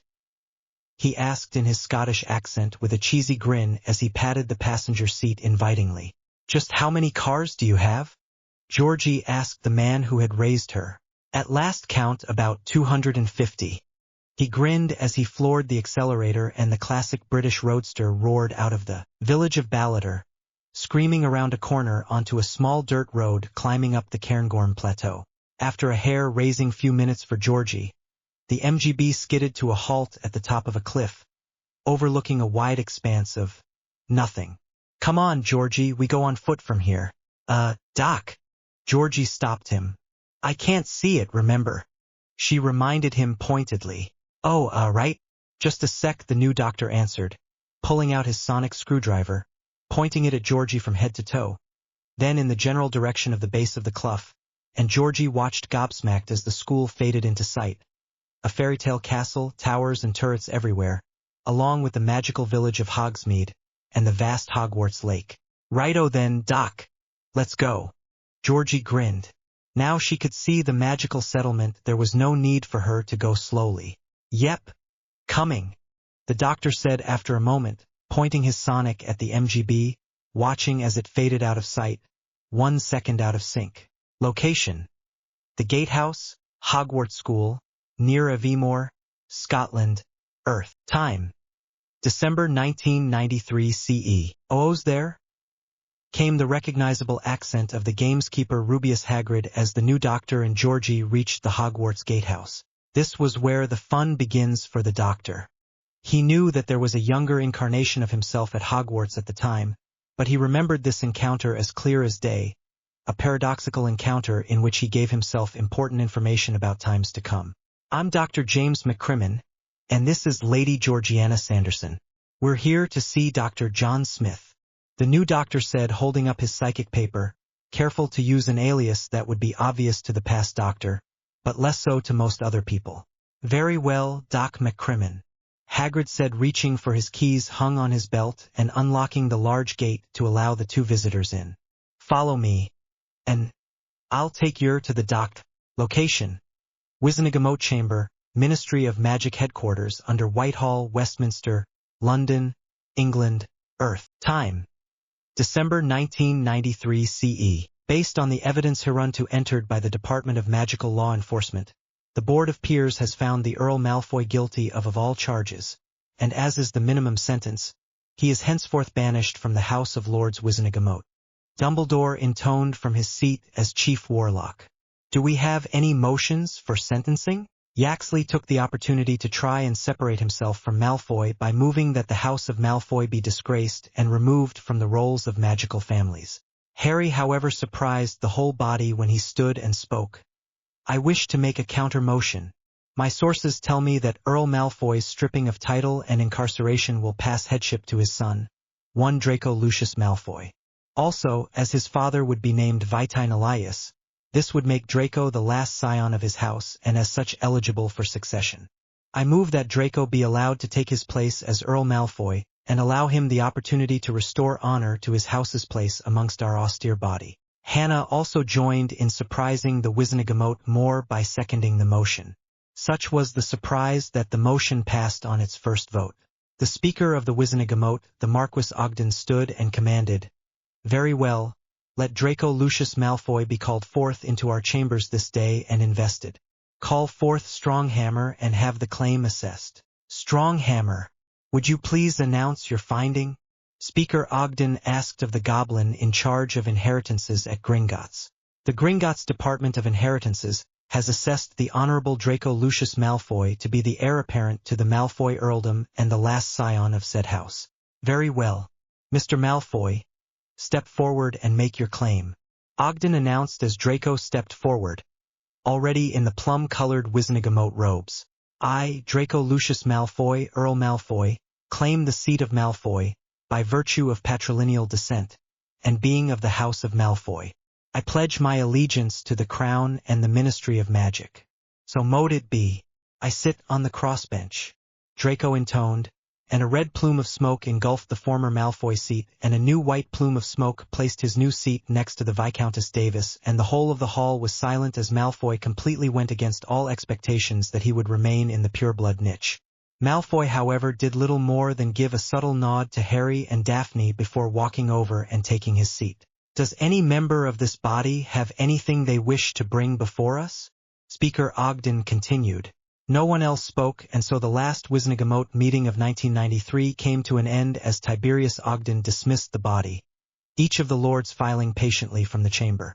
Location: Riddle Manor, Little Hangleton, Yorkshire, England, Earth. Time: December 1993 CE. "Wormtail, I need you to make up a mix of milk and Nagini's venom and feed me. This new body grows weak already and it needs to last a whole year. Be gone with you and don't be too long about it." The small ritual-created body of Lord Voldemort wheezed. "Yes, my Lord." Wormtail stuttered before scampering off to do his master's bidding. The wraith that was Lord Voldemort was the product of a dark ritual which involved an infant and the sacrifice of a blood relative. The spirit Voldemort had reveled in the situation as he observed Wormtail dump the baby into the cauldron, then slit its mother's throat. "What do you want me to do, master?" Wormtail asked, prostrating himself at the feet of his lord. "You will have a part to play, Wormtail. I have another ritual for you to perform, but not yet. I shall tell you of it when it is time for you to prepare." "I'll be ready, my lord." "I'm honored," Wormtail muttered. Excellent, Wormtail. You will certainly come in handy, Voldemort said, laughing at an unknown joke. Location: Gringotts headquarters beneath London, England, Earth. Time: December 1993 CE. Deep within the bowels of the tunnel system beneath London that make up Gringotts Bank's British and Commonwealth headquarters, the chiefs of the 25 most prominent of the Commonwealth's 500 goblin clans filed into the conference room and took their seat. Around the mahogany conference table, all waiting and watching the large ruby-encrusted oak door behind the throne at the head of the table. The clan chiefs all took a knee as Griphook entered and announced, Del Stronghammer, and His Most Eminent Majesty Ragnarok, Clan Chief of the Greater London Goblins and High Emperor of the Goblins of the Commonwealth. Del, you may be seated. Del Ragnarok's voice boomed across the room in gobbledygook as he took his place in the throne at the head. After a moment he began the meeting. Del Clan Chiefs, my king. Del Ragnarok started, nodding at Sharptooth, the king of the Goblin clans of Australia. Del, the time is now that we must take a stance. The lines of convergence are being drawn across magical Britain as we speak. Our time will come soon, and when it does, we must have decided. Will we side with Lord Gryffindor, will we stay neutral, or will we side with the false lord? The time to choose is now. Del, why must we take a stance at all? Del Bloodstone, the chief of the Channel Islands clan, asked petulantly. Del, because Bloodstone, you know as well as I do of the prophecies of the Ood, and of Ood Sigma in particular. You know that they foretell the end of time and the end of the magical world if the Lord Gryffindor fails. And all of you know that if Lord Voldemort should ask for our allegiance, neutrality or ignorance will no longer be an option. We will have to make a choice. Del Ragnarok bellowed so loudly that even the most hardened of the clan chiefs struggled not to cower before their emperor. Del WLL, what is your choice? Del Ragnarok asked, staring at each clan chief in turn. Just as Ragnarok had predicted they would, each clan chief pledged their support to the cause of the Duke of Gryffindor and his friends, by far and away the biggest and most important account holder with even greater holdings than the Pendragon family, the oldest known wizarding family in the world. Location: History Professor's Office, Hogwarts School, near Aviemore, Scotland, Earth. Time: December 1993 CE. The 11th Doctor was sitting in his office looking through essays with help from his unofficial assistant Harry, when the unmistakable voice of Hagrid could be heard through the closed door. Doc, I got 2 visitors air for yer. Send them in, Hagrid. The Doctor replied. The door to the office opened and the Doctor looked up to see 2 red heads. A man and young woman walk in and take a seat across the desk from him. And you 2 are? He asked, sensing something familiar about the man. The Doctor and Lady Georgiana Sanderson. The man said by way of introduction. Ah, so you're me? The 11th Doctor realized. Oh, where's my manners? It's a pleasure to meet you, Lady Georgiana. This is my good friend in charge, His Royal Highness Prince Harry James, Duke of Gryffindor. He said, kissing Georgie's hand before waving his hand expansively towards Harry. Pleased to see you again, Harry. The future Doctor said, shaking his hand, internally thankful that the Harry he knew was now traveling alone mostly. An honor to meet your highness, Georgie curtsied, while the future Doctor looked on glad that, despite her age, Georgie had enough common sense to not bring up the fact that in the future her and Harry would become like brother and sister. If only all his companions knew better than revealing the future to others. And you as well, Lady Georgiana, Harry replied, kissing Georgie's hand just as the Doctor had. So you're me? The 11th Doctor repeated his earlier question to the future Doctor. Yep. But you've got a couple of regenerations before you're me yet. Ah, okay. So what can I do for you? The 11th Doctor asked. I've come here to finalize a paradox that has plagued my mind since I was you. But first, Harry, would you mind taking Georgiana down to the Great Hall for lunch? The future Doctor stated by way of explanation. Both Harry and Georgie had been companions of the Doctor long enough to recognize a dismissal, and so Harry led Georgie down to the Great Hall. Location: First floor corridor, Hogwarts School, near Aviemore, Scotland, Earth. Time: December 1993 CE. Harry, there you are. Lucy smiled brightly as she came upon Harry and Georgie walking towards the grand staircase. Who's your friend? Lucy. This is Lady Georgiana Sanderson. Georgiana. This is my bondmate Lucy, Duchess of Gryffindor, formerly Lucy Pevensey. Harry introduced the two girls. Pleasure to meet you, Georgiana, Lucy said. Pleasure to meet you too, Lucy. But both of you, please call me Georgie. Georgie said in recognition of the introduction. Both Harry and Lucy nodded in acquiescence of the request. So Luce, would you like to join Georgie and I for lunch in the Great Hall? Harry asked. Sure, Harry, Lucy said, smiling brightly both at her bondmate and their pretty, new friend. Location: History Professor's Office, Hogwarts School, near Aviemore, Scotland, Earth. Time: December 1993 CE. So what is this paradox you want to bring to end? For you at least? The 11th Doctor asked of his future self. Well, to be quite frank, I remember this conversation from back when I was you. Has Harry been taught to drive yet? The future Doctor suddenly inexplicably changed the subject. Yes, the Queen figured that given he could fly a TARDIS, that a car would be no problem. Even gave him a car that had a glamour that made him look 20. Why?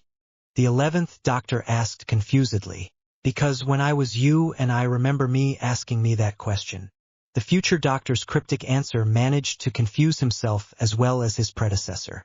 The conversation continued for several more minutes as the 11th Doctor said everything that would fulfill the paradox, the future Doctor keeping the conversation on track. And I was told that the Dark Lord is returning and that the Time Lords, all the Time Lords on Earth must be ready. This grim prediction was what brought the conversation to its end, the future Doctor leaving to find his companion. The 11th sitting at his desk staring blankly into space thinking about what he had just been told. Rocking Around the Christmas Tree. Chapter 26. Rocking Around the Christmas Tree. Merry Christmas. Long live the true king.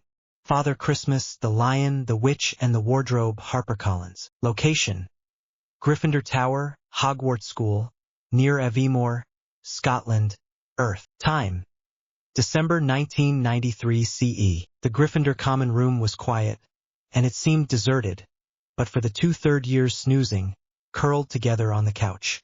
Harry and Lucy had not long fallen asleep, Lucy's head resting on her bondmate's chest as leaned on the arm of the couch.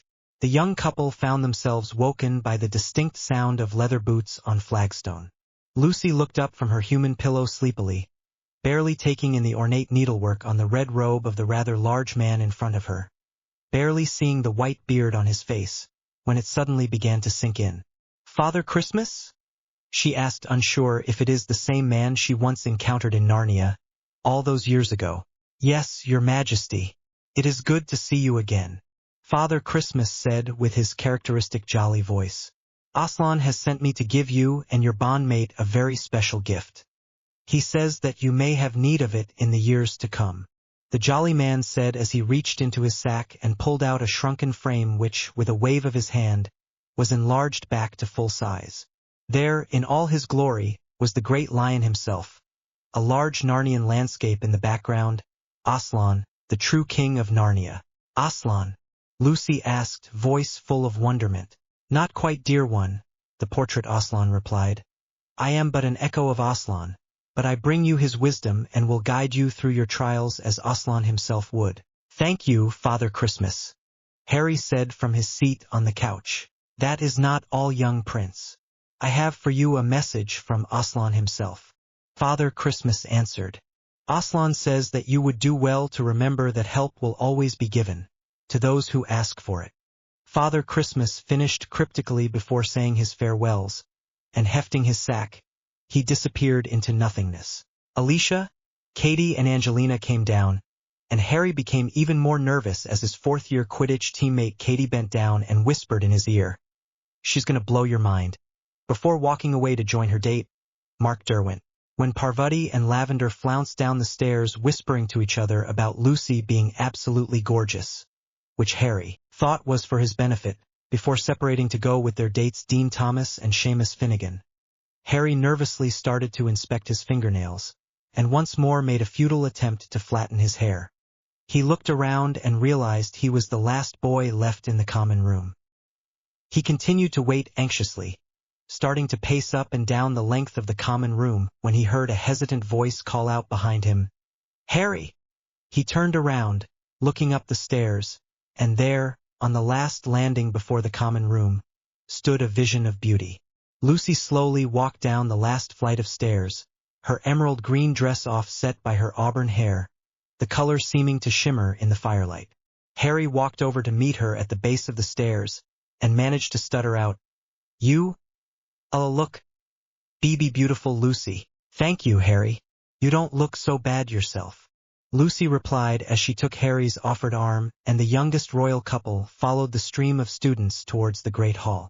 Location: the entrance hall, Hogwarts School, near Aviemore, Scotland, Earth. Time: December 1993 CE. Location: the Great Hall, Hogwarts School, near Aviemore, Scotland, Earth. Time: December 1993 CE. Her Royal Highness Lucy, Duchess of Gryffindor, Marchioness Potter and Peverell, Countess of Monmouth, Baroness Evans, accompanied by His Royal Highness Prince James, Duke of Gryffindor, Marquis Potter and Peverell, Earl of Monmouth, Baron Evans. Harry fought back the urge to roll his eyes as he and Lucy entered the Great Hall after they were announced, as they moved to a table near the dance floor where their friends had taken their place. And now, please welcome wizarding pop musician Celestina Warbeck with her hit single, "There's a Place for Us," Dumbledore announced as the fairly short, blonde-haired witch walked onto the stage off to the side of the high table as Harry asked Lucy to dance and was joined on the dance floor by Hannah and Neville, Hermione and Peter Phillips, Daphne and Blaise Zabini, and Susan with fourth-year Hufflepuff James Diggory. These 5 couples were joined by a few of the upperclassmen as they took their positions, and Celestina took the magical microphone and began to sing. "There's a place out there for us, more than just a prayer or anything you've ever dreamed of. So if you feel like giving up because you don't fit in down here, fear is crashing in, close your eyes and take my hand. Yeah, Paravel." They both smiled when they heard the next line of the song as Harry twirled Lucy gracefully. "We can be the kings and queens of anything if we believe. It's written in the stars that shine above, a world where you and I belong, where faith and love will keep us strong. Exactly who we are is just enough. There's a place for us. There's a place for us." Little did the young royal couple know that as they continued to dance they were quickly becoming the focal point of the dance, as the vast majority of occupants of the hall now stood watching the two spin and twirl their way across the floor, just as well as any couple could be expected to waltz.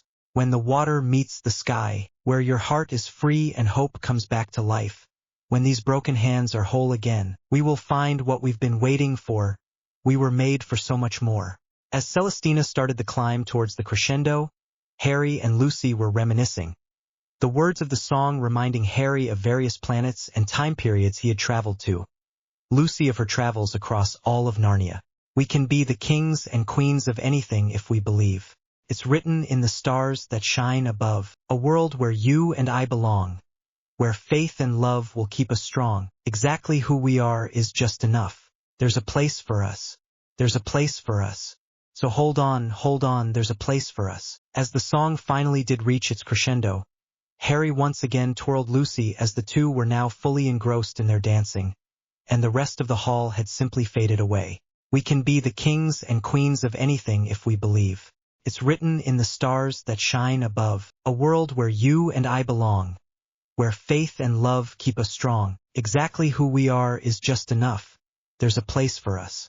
A world where you and I belong, where faith and love will keep us strong. Exactly who we are is just enough. Exactly who we are is just enough. There's a place for us." As Celestina's voice finally brought the song to its end, fading out, Harry dipped Lucy, before standing to deafening applause from most of the assembled students, Lucy blushing bright pink, even as her face was brightened by a wide grin. "Rockin' around the Christmas tree, at the Christmas party hop. Mistletoe hung where you can see every couple tries to stop.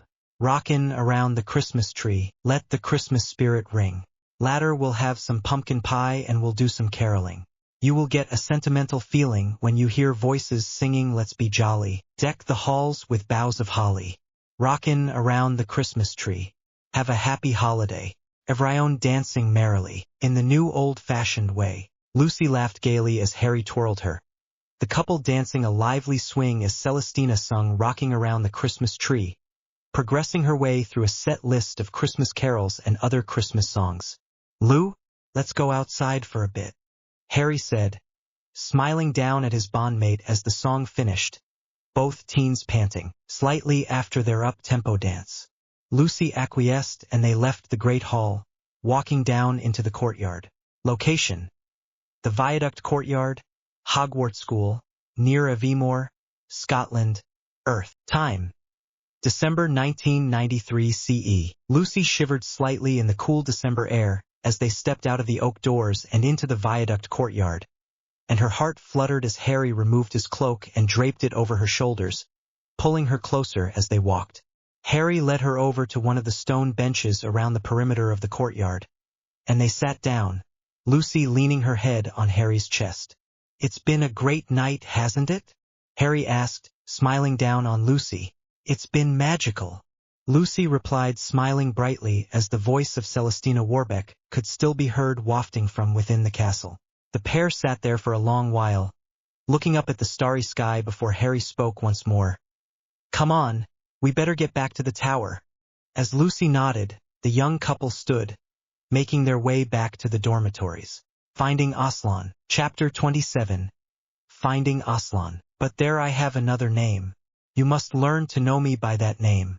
This was the very reason why you were brought to Narnia, that by knowing me here for a little you may know me better there." Aslan, The Voyage of the Dawn Treader, HarperCollins. Location: Royal Family Private Jet, somewhere over France, Earth. Time: January 1994 CE. Harry looked out the window of the private jet being flown by RAF pilot Flight Lieutenant Jessica Mulvaney and his own private secretary, Squadron Leader Remus Lupin, as it soared high over France en route to Spain, where Harry was helping to broker an ore exchange program between Britain and Spain. Harry didn't quite understand why his grandmother had sent he and Lucy to broker the deal. After all, they were still mere children. But after he tried to worm out of it, and a somewhat harsh lecture about legal obligations, saw Harry sitting with Lucy on the way to Spain. Location: Aeroport de Barcelona, Barcelona, Catalonia, Spain, Earth. Time: January 1994 CE. After the plane had taxied into position, Harry and Lucy left the plane to be met not only by Señora Sara Veracruz, the Spanish Ministro de la Magia, as he had expected, but also by the King of Spain, Juan Carlos I. Harry bowed lowly to both as Lucy curtsied. "Your Majesty, Señora Ministro, it is a pleasure to meet you. My grandmother sends her apologies." "Welcome to my country, young prince," Juan Carlos said, nodding in recognition of Harry's greeting. "This is my wife, Lucy, Duchess of Gryffindor," Harry introduced, gesturing his wife forward, who blushed as the Spanish king kissed her hand by way of greeting. "My private secretary, Royal Air Force Squadron Leader Remus John Lupin, Marquis d'Esgrange and Baron Lupin, and Pilot Flight Lieutenant Jessica Mulvaney," Harry added, drawing the welcoming party's attention to the two officers in military uniform who stood 2 steps behind him. "I must be leaving you now," the king said, rather suddenly, after one of his uniformed guards called him over, and he left, the wheels of his car spinning as his driver raced away. "Welcome to Barcelona, your highnesses, Squadron Leader, Flight Lieutenant. If you'll follow me to the car, we will make our way to Zaragoza," the Spanish minister said as she led the 3 Brits across the tarmac to a black limousine, the pilot informing the ministro that she would be remaining with the plane. Location: Headquarters of La Ministerio de la Magia, under Zaragoza, Aragon, Spain, Earth. Time: December 1993 CE. "Señora Veracruz, might I inquire why your ministry is in Zaragoza as opposed to Madrid?" Harry asked of their host. "Quite simply, Your Highness," Señora Veracruz started. "When La Ministerio de la Magia was formed, most of the magical executive powers in Spain rested with the ancient Spanish kingdoms, Aragon being, at the time, the strongest, so Zaragoza, being the capital of Aragon, got to play host to La Ministerio." Harry watched on as a Spanish politician signed the paperwork under his own signature with a flourish, before handing the sheaf of parchment to the young royal. "Muchas gracias, señor director de cumplimiento de la ley mágica," Harry said as he placed the approved ore exchange program documents in a briefcase which he handed to Remus Lupin. Senora Veracruz, Minister Diggory has asked me to tell you that he is willing to forge stronger diplomatic bonds with the continent now that the pureblood conservatives are no longer in power and will be in contact when he can. He added to Senora Veracruz as he prepared to leave the Spanish ministry. Location: L'Arc de Triomphe, Avenue de Champs-Élysées, Paris, France. Time: January 1994 CE. Harry, his military aides and French guide apparat into a notice minute ward under the Arc de Triomphe. Harry being side apparat by Remus. Pourquoi est ministère de l'entrée sur la rue la plus utilisée à Paris? Why is the ministry entrance on the most used street in Paris? Harry asked their guide in broken French, concealing the fact that he spoke every language flawlessly. Only Z public entrance is here. All Z employees apparate or flew directly in. It is here because Z Arc is so busy that people are less likely to notice Z extra activity around here. The guide responded, with a thick French accent, recognizing Harry's apparent difficulty speaking French. Now, if you will follow me, we will enter le ministère de la Magie. Location, Office de la Directeur des Relations Extérieures, Ministère de la Magie Paris, 1 avenue des Champs-Élysées, Paris, France. Time: January 1994 CE. Welcome to Paris, Your Highness. I am Pierre Delacour, Directeur de Relations Extérieures, that is to say, Director of Foreign Relations for the French Ministry of Magic. A middle-aged man greeted the young prince as he was shown into yet another diplomat's office. I have been in contact with your ambassador to magical France, Ariane, Lady Turpin, and she has told me of your exploits at your school, Prince James. Pierre continued with a slight smirk. Please, Monsieur Directeur, I am here only as a special envoy from Her Majesty the Queen of Great Britain and her loyal Wizenagamote. I am not here about my exploits, which I am sure are grossly over-exaggerated. Harry said, looking forward to tomorrow when he would be on the Hogwarts Express and on his way back to Hogwarts. My apologies, Your Highness. I was just trying to make light of our meeting, Pierre said placatingly, and as he saw Harry relax more, and immediately he could tell that despite his dislike of politics, the Duke of Gryffindor would be a very good political ally. Location: the Queen's Free Chapel of the College of St. George, Windsor Castle, Windsor, Berkshire, England, Earth. Time: January 1994 CE. Lucy was sitting alone in St. George's Chapel at Windsor Castle.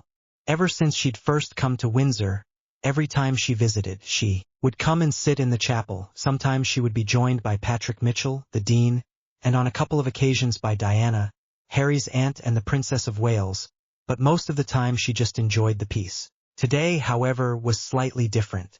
Today, she had made a tremendous realization after she had been thinking back over her times in Narnia.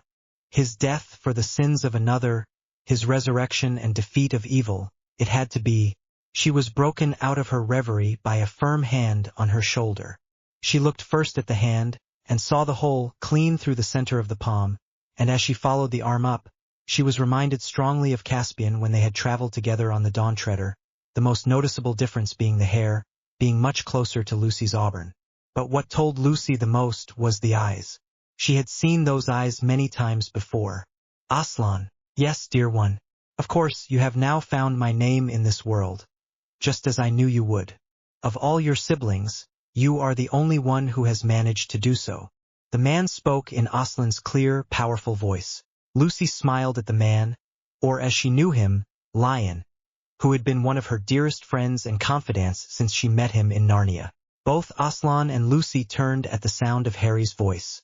Lou? He asked first, before seeing the man she was talking to, and after a moment his eyes widened in realization. Jesus! Is that you, Aslan? Yes, my child. It is good to see that you two are able to find me in your own world. Aslan replied. You must be congratulated, my dear ones, but know that for you both the road will not be easy. But if you have faith, and be the lions that I know you both to be, then you will make it through. Aslan turned back into his lion form before continuing. Now I must leave you both. Good luck. Both Harry and Lucy hugged the great lion before he faded away, and they were alone in the chapel again. Location: Secret Chamber Armory, Hogwarts School, near Aviemore, Scotland, Earth. Time: January 1994 CE. With still 2 more days until the end of the holidays, Harry and Lucy were currently showing one of the many skills they had both learnt in Narnia. Their friends joining them in the armory, watching as the royal couple sparred against one another, trading blow for blow, Harry's slightly superior strength being counteracted by Lucy's marginally superior speed. Their friends were soon cheering for one or the other until finally, after several minutes of sparring, a grinning Lucy held the magically dulled sword against Harry's throat, the pair separating again to bow to each other. "Wow, can you show us how to do that?" Neville asked in awe as the 7 who had not visited Narnia applauded the pair. Lucy looked to Harry, who shrugged slightly. "Sure," she said, still grinning. "And we might as well teach you archery as well." Starting after lunch, Harry took one of their friends at a time and started them off with the basic thrusts, blocks and parries, moving into a slowed-down mock fight until they got a feel for the sword. Meanwhile, Lucy took the others to the archery range and showed them first how to string a bow, then how to aim and shoot an arrow. City of Love. Chapter 28. City of Love. Where are we going? Are you speaking philosophically or geographically? Philosophically. Then we're going to lunch. Romana to the Doctor, City of Death. Location: Harry's TARDIS. Time: unspecified. So Harry, why are we in your TARDIS instead of strolling through Hogsmeade right now? Lucy asked as Harry piloted the TARDIS to an unknown destination. Because, dear Lucy, I wanted to take you on a date, and I figured, why take you to Hogsmeade? Harry left the sentence hanging as the TARDIS landed with a thump as he linked arms with Lucy and led her out the door. Location: Avenue de Champs-Élysées, 8th arrondissement, Paris, France, Earth. Time: January 1994 CE. When I could take you to Paris? He finished with a smile as Lucy stepped out of the ornate wardrobe onto one of the most famous streets in the world, home to the Arc de Triomphe and the finale of Le Tour de France. Lucy looked around in utter disbelief that Harry had brought her to the City of Love for their date. She then blushed deeply as he offered her a single red rose and then his arm, leading her off into the city. "My dear Lou, welcome to La Plus Belle Avenue du Monde," Harry said as they walked along the Champs-Élysées. Lucy looked all around her, trying to take in as many of the sights, smells and sounds that were assaulting her senses as she could. After a few minutes walking down the famous avenue, Lucy stopped and jumped on Harry, engulfing him in one of her patented hugs. "Thank you, thank you, thank you," she said excitedly before kissing him on the cheek. "It's fine, Lou. Anything to make you happy," Harry said, blushing lightly as several patrons of a nearby cafe were awing at the show of affection. "Anything?" Lucy asked mischievously, while smiling coquettishly. Harry just looked at Lucy, his blush darkening as Lucy's words sunk in. "Oh, Harry, I'm sorry I embarrassed you." Lucy giggled, her arms still around Harry's neck. "Come on, Lou. I've got plans for today, and as enjoyable as this is, cuddling on the Champs-Élysées wasn't a major one," Harry said, and Lucy disengaged her arms around his neck, instead clasping his right elbow as he led her along the avenue once more. Harry stepped out of the clothing boutique behind Lucy, his arms laden with several bags of casual and formal Muggle clothes for both of them. Glancing around, he hurriedly slipped into a side alley and shrunk the bags, pocketing the massive bags now the size of a matchbox. "Where to next, Harry?" Lucy asked jovially as he rejoined her. Harry glanced at his watch. "How about lunch?" he asked, gesturing towards the Eiffel Tower, which could be just barely seen from the small street they were in. At Lucy's nod, he started toward the Champ de Mars. "Come on then." As they sat in the restaurant on the first level of the tower, Harry and Lucy enjoyed not only the sights and the food, but the company as they enjoyed their lunch. Harry looked around the restaurant and cracked a smile when he saw the ex-time agent and companion of the Doctor, who went by the name of Group Captain or most often just Captain Jack Harkness, flirting with a rather buxom blonde at a nearby table. Jack looked surprised when he saw Harry, who subtly toasted him with his glass, before they both returned to their respective conversations. Location: Musée du Louvre, Rue de Rivoli, 1st arrondissement, Paris, France, Earth. Time: January 1994 CE. After lunch, they had traveled to the top of the Eiffel Tower by elevator, and both looked on in undisguised awe at the sprawl of Paris beneath them. Lucy commented on the beauty of the city, and Harry couldn't help but stare at the beauty, not of the city, but of the girl beside him. After this, the young couple made their way to the Louvre, looking around at the most famous museum in the world. The doctor and I were there when that was painted, Harry whispered as they stood in front of the Mona Lisa. And I have to tell you that Lisa was bloody uncooperative. Lucy snickered at this before they scampered away under the glowers of art critics. Soon enough, Harry and Lucy decided it was time to head back to Hogsmeade, both having some things they wanted to do in the small, magical village before they returned to school. Location: History Professor's Office, Hogwarts School, near Aviemore, Scotland, Earth. Time: January 1994 CE. Oh, I saw Jack today, Harry mentioned in passing as he and the doctor had tea together in the doctor's office. Jack? As in Captain Jack? Immortal Jack. What is he doing here?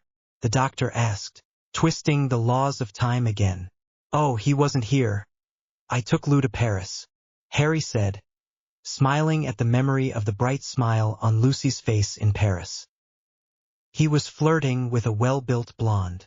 That is so, Jack, the doctor said, also with a reminiscent smirk. So how was your last Hogsmeade weekend for the year? It was fine. Lucy and I had lunch at the Eiffel Tower, walked down the Champs-Élysées, visited the Musée du Louvre. Then back in Hogsmeade we went to Honeyduke's, because you can never have enough chocolate, or... Harry started before the doctor joined in for the next phrase. Jelly babies, they yelled together before collapsing in laughter. Let's see. Lucy dragged me into Gladrags. I got a new shoulder bag for my textbooks. Then we went to Dervish and Banges. Amazing what you can find in that store. There was a Muggle book on the history of the Shetland Islands, and apparently there's a legend in the Shetlands that the magical medicine man will protect the islanders from harm like he did in 1768. Know anything about that? Harry asked. Shetlands? Shetlands? Yeah, that was a great weekend, the doctor remembered with a smile on his face. Here's to messing with time and crazy islanders, the doctor added after a companionable silence, raising his teacup in a strange toast. Messing with time and crazy islanders, Harry echoed, also raising his teacup in a mock toast. Location: the Quidditch pitch, Hogwarts School, near Aviemore, Scotland, Earth. Time: January 1994 CE. The fourth match of the 1993-94 Hogwarts Quidditch Cup saw Gryffindor take on Hufflepuff early in March. The day dawned to pouring rain, and it didn't get any better, with hail expected later on. Harry donned his Quidditch robes, but as part of the agreement from the tryouts, he took his place in the reserves box alongside Lucy, Ron, his classmate Dean, and second years Demelza Robbins, Jimmy Peaks, and Richie Coote.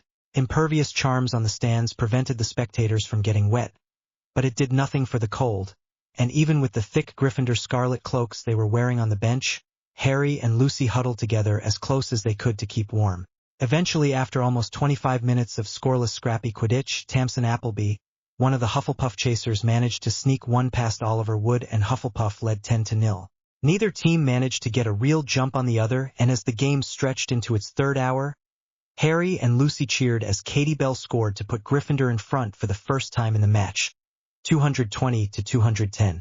Just 10 minutes later, it was Lucy who excitedly pointed out that Ginny and Hufflepuff seeker Cedric Diggory were chasing the "Come on, Ginny! Go, Ginny! Come on, Ginny!" It seemed the whole of Gryffindor House was cheering Ginny on, just as all of Hufflepuff House was cheering Cedric on as they reached out for the snitch together, and Lee Jordan's commentary could barely be heard in the background. And Ginny Weasley has got the snitch. Gryffindor wins. Countdown to Summer. Chapter 29. Countdown to Summer. It's your daughter's name. In the language of the forest. I know my daughter's name. Except they don't have a word for pond, because the only water in the forest is the river. The doctor will find your daughter and he will care for her whatever it takes, and I know that. It's me. A melody. I'm your daughter.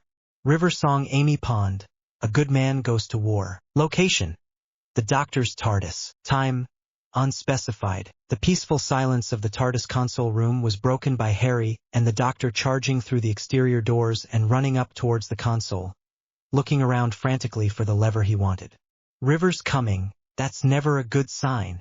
River is coming. The Elder Time Lord shrieked as he threw the correct lever and a large chest fell to the floor. Doctor, calm down. What is wrong? Harry asked the distressed Time Lord/history professor. The doctor fumbled in his coat pocket, pulling out a small black wallet which Harry identified as psychic paper as the doctor brandished it around wildly. I got a message on the psychic paper. Hello, sweetie. Do you know who says hello, sweetie? Only River calls me sweetie. And whenever she turns up something strange happens. Guaranteed. The doctor rambled. Okay. Now what are you looking for? Harry asked, trying to get the doctor back to some semblance of calm. My diary of the Times River and I meet. What did I file it under? It's not under D, the doctor said, putting his 1500-year diary back in the chest, throwing the lever again as the chest vanished. You put it under S, Harry said with a knowing smile. You really need to remember where you file things. Ah, S. The doctor pushed a button and a smaller wooden chest shuddered slightly as it hit the control room floor. The lid of the chest was thrown open and various items were thrown haphazardly around the console room as the doctor filtered through the contents searching for the diary. Sycorax. A large skull helmet was placed on the floor. Susan. A cassette bearing the name John Smith and the Common Men was carefully placed next to the helmet. Stalag 13. A brown leather flight jacket bearing the name Sewell Robert E. Hogan was draped over the helmet. And song, River. The doctor cried triumphantly as he held the TARDIS-shaped diary aloft. Location. History professor's office, Hogwarts School, near Aviemore, Scotland, Earth. Time. June 1994 CE. Harry and the doctor stepped through the police box doors and back into the doctor's office at Hogwarts. The doctor still stressing over just why River might be coming to visit him for this time. I'm sure it's not the end of the world, Doctor. The world can't just end every time you see River. Harry consoled with a smirk. Thanks for that, Harry. Shouldn't you be in magical laws and governance right now? The doctor asked his cheeky charge. Yes, Doctor, sorry, Doctor, whatever you say, Doctor. Harry said as he ducked a swipe and ran out of the office to meet up with Lucy and his friends. Location. Magical Law and Governance Classroom, Hogwarts School, near Aviemore, Scotland, Earth. Time. June 1994 CE. Okay, class. This is your last class for third-year Magical Law and Governance. To finish off our studies this year of law in pre-ministry Britain, we will be covering the formation of the ministry itself. Let's get started. Professor Carmichael started as the class took their seats for their last class of the year. The professor flicked his wand and summary notes appeared on the board. In 1609, the Wizards' Council under Chieftainess Elfida Clegg implemented the comedies that would very soon grow to become the Ministry of Magic. Soon afterwards, in 1629, the founding charter of the Ministry of Magic was signed by His Majesty King Charles I of England and Ireland, Eldritch Diggory, the man nominated by the Wizards' Council to be the inaugural Minister for Magic, and Chieftainess Elfrida Clegg, who after the signing of the charter became the first Chief Witch of the Wizengamot, which was a continuation of the Wizards' Council. The lecture continued on for most of the hour, with Professor Carmichael finally starting to wrap up just before the bell went to signify dinner. While the Ministry of Magic came into being in 1629, its structure was not formalized until the 1765 Treaty of Kingston, signed by His Majesty George III of Great Britain, the Marquis Rockingham, the Prime Minister at the time and the then Minister for Magic, Kirk Macpherson, the first Scot to hold the post. The treaty was controversial amongst purebloods as it named the Minister for Magic as subordinate to the Muggle Prime Minister, thus ending 550 years of near-complete autonomy from Muggles. It was the signing of this treaty which shaped the wizarding world as it is today, as it named all the departments of the ministry and gave them each their own judicial powers. Just as the bell rang, Professor Carmichael gave the class their holiday homework. For first class next term, I want 8 inches summarizing the early history of magical law in Great Britain from the signing of the Magna Carta to the signing of the Treaty of Kingston. At that, the class filed out of the class to head down to the Great Hall for dinner. Location. The Great Hall, Hogwarts School, near Aviemore, Scotland, Earth. Time: June 1994 CE. Welcome one and all to the farewell feast for yet another year at Hogwarts. It has been a marvelous year, and before the feast, I think it prudent that we present the House Cup. Dumbledore announced to the hall at large. In fourth place, with 405 points, is Ravenclaw House. This announcement was followed by little more than polite clapping. In third place, with 422 points, is Hufflepuff House. More polite applause followed as the Gryffindors and Slytherins eagerly awaited the announcement, the hourglasses having been covered for the last week. In second place, with 501 points, is Slytherin House. This announcement was punctuated only by the groans of Slytherin as Gryffindor silently celebrated, waiting for the big moment. And finally, in first place with 573 points, Gryffindor House. I believe that a change in decoration is in order. Gryffindor wins the House Cup. The whole hall exploded in cheers as Gryffindor celebrated winning the House Cup, while head boy Percy Weasley and Professor McGonagall accepted the cup from Cedric Diggory and Professor Sprout, after Hufflepuff had won the previous year's House Cup. Shortly afterwards, Dumbledore raised his arms for quiet, and the tables were piled high with food as the feast began. The whole of Hogwarts tucked in, as the food gradually dwindled and dessert was served. After everyone's plates were cleaned, Dumbledore stood once more to begin his short farewell speech for the year. Another year has gone. The House Cup has been awarded, and we have eaten our fill. As you all know, I am not one for speeches, so I will merely say to you all, have a good summer and we will welcome you back in September. To our 7th years, good luck for your future endeavors, and remember that Hogwarts will always be here to welcome you home.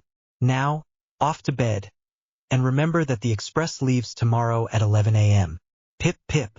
The hall was filled with the scraping of wood benches on flagstone as the students rose from their places and left to finish their packing and get ready for bed. Location: the Hogwarts Express, near Chesterley Street Railway Station, Chesterley Street, England, Earth. En route to London King's Cross Station. Time: June 1994 CE. A whistle echoed through the streets of Chesterley Street as the Scarlet Hogwarts Express hurtled through County Durham as it followed the East Coast Main Line, carrying hundreds of magical school children southwards to its destination at London King's Cross Station. Steam billowed around the carriages as the train swung around a bend, the wheel flanges screeching as they scraped against the rails. Inside, Harry looked out the window of his compartment as Lucy dozed, her head resting on his shoulder, lulled to sleep by the gentle rocking of the train. Harry mused over the events of the year, which had been quiet in comparison to the year before. The hunt for the betrayer of his parents, Peter Pettigrew, had intensified with reports he had been seen in Yorkshire, but the little Fink was still at large. Thunk!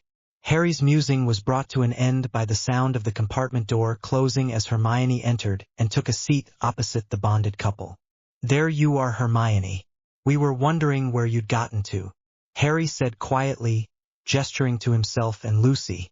"I was talking to Daff and the others.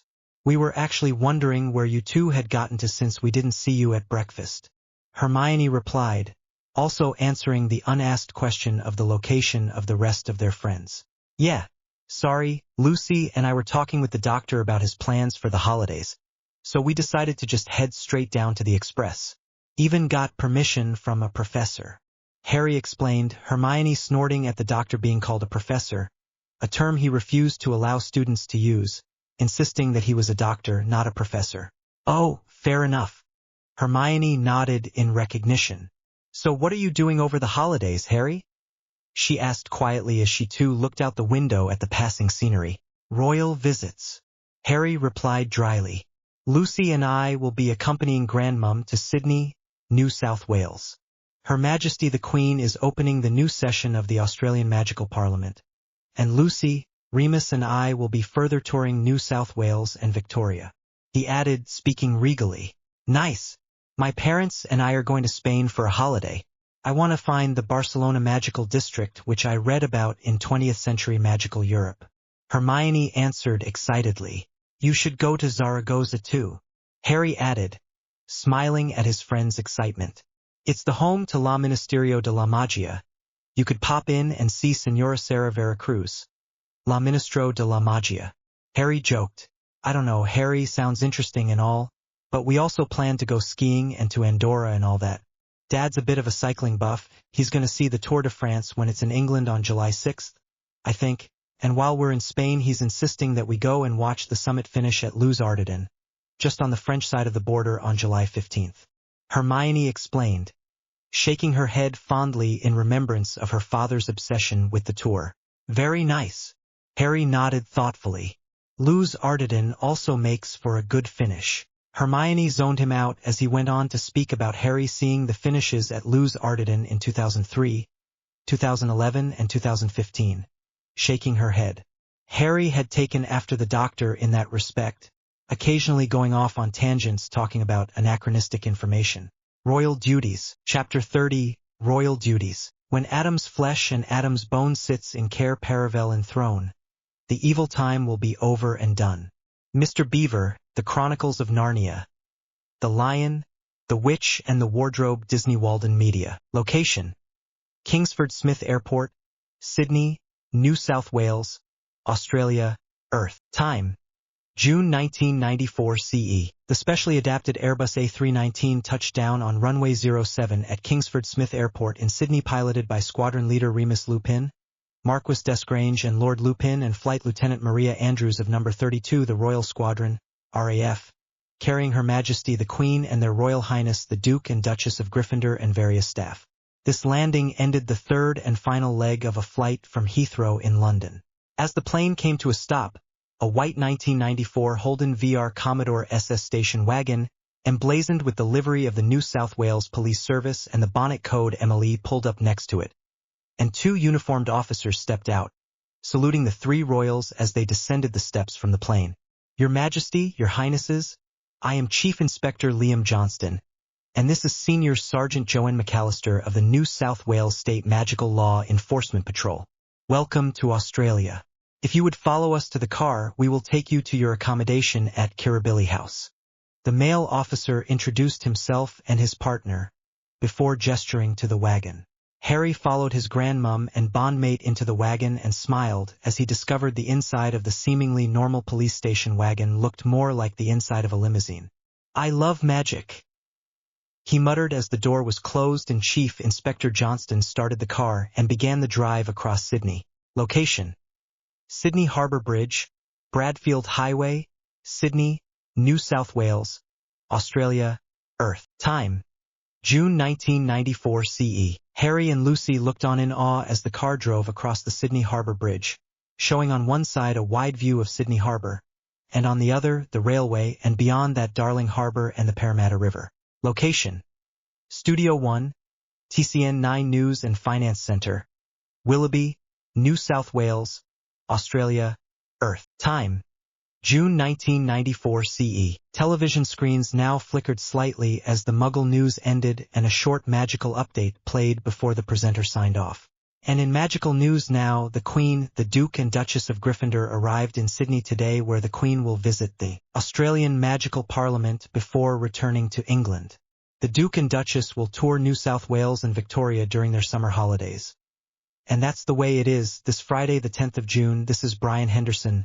Good night. Location: Chambers of the Australian Magical Parliament, Headquarters of the Australian Ministry of Magic, under Martin Place, Sydney, New South Wales, Australia, Earth. Time: June 1994 CE. Harry and Lucy watched from the visitors' gallery in the chambers of the Australian Magical Parliament as the House of Representatives filed into the room, taking their seats, before waiting for the Wisnigamote to file in, sitting in seats at the back of the specially expanded chamber, just for this one event, the state opening of Parliament.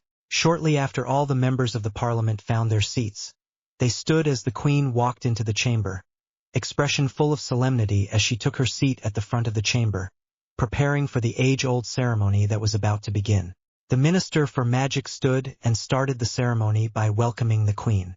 Your Majesty Queen Elizabeth II, Your Highnesses the Duke and Duchess of Gryffindor, members of the Wisnigamote, members of Parliament, other distinguished guests, ladies and gentlemen. It gives me great pleasure to be the Minister for Magic on this auspicious occasion. the first ever state opening of the Australian Magical Parliament by the Monarch of Australia. I would now like to invite Her Majesty the Queen to start the ceremony. Harry watched boredly as the Australians went through a bit of pomp and ceremony, the Magicals enjoying closer ties to the throne than the Mundanes, or Muggles, did. The elected politicians and the Australian Lords Wizengamot watched on as the Queen delivered her speech from the throne, stating neutrally the aims of the government for the coming parliamentary session. My lords and members of the House of Commons, I pray that the blessing of Almighty God may rest upon your councils. The Queen concluded, before the Lords Wizengamot stood and filed from the chamber, bowing to the Queen as they proceeded past her throne. Location: Sydney Cricket Ground, Moore Park, New South Wales, Australia, Earth. Time: June 1994 CE. Harry, Lucy and Remus had seen the Queen off back to England earlier that morning, while they were staying in Australia for their holiday. At Remus' insistence, the trio now found themselves sitting in the members' stand at the Sydney Cricket Ground watching a game of Australian football. Remus had been stationed in Melbourne in his early years in the RAF and had developed a taste for the sport, following the hugely successful Hawthorn Hawks, a team which were today destroying the home team, the Sydney Swans. While Harry enjoyed the spectacle, he just didn't see how this game could compare to Quidditch, and was looking forward to the Australian Quidditch League match they would be watching the next day, south of Sydney in the Illawarra. Location: CountryLink Melbourne XPT, near Junee, New South Wales, Australia, Earth. En route to Melbourne Southern Cross, via Albury. Time: June 1994 CE. Harry and Lucy found themselves sharing a first-class compartment with Remus, on the train south from Moss Vale, where they had boarded after watching a bruising Quidditch match between the top two teams of the AQL, the victorious Wollongong Warriors and the unfortunate Thunderlara Thunderers. The young royals and their entourage were now en route to the Victorian capital of Melbourne, with a short stop in the city of Albury, which had the largest magical shopping district in eastern Australia outside of a capital city. Location: Verdict Alley, Lavington, New South Wales, Australia, Earth. Time: June 1994 CE. The thing that had certainly surprised Harry and Lucy the most about Australia so far was the almost casual mixing of magical and mundane as they were driven from the Albury railway station to Verdict Alley, the local magical shopping district in Lavington, in the back of another NSW Police State Magical Law Enforcement Patrol car. All along the alley, signs gave prices for items not only in the universal wizarding currency of galleons, sickles and nuts, but also in Australian dollars and British pounds. At the end of the alley was a branch of Gringotts Australia, with signs proclaiming the exchange rate: 1G £4.97 A 7.93, 1S 29 pence A 0.46, 1K 1 penny is almost equal to A 0.02 A 0.015. Not only were there magical stores selling Quidditch supplies and potions equipment and magic books, but there were mundane stores too, selling other books and electronics magically shielded of course, and even a car yard. The most surprising of all was that next to Mary MacKillop Magical Hospital was a food court with not only magical shops but a McDonald's, Pizza Hut and La Porchetta.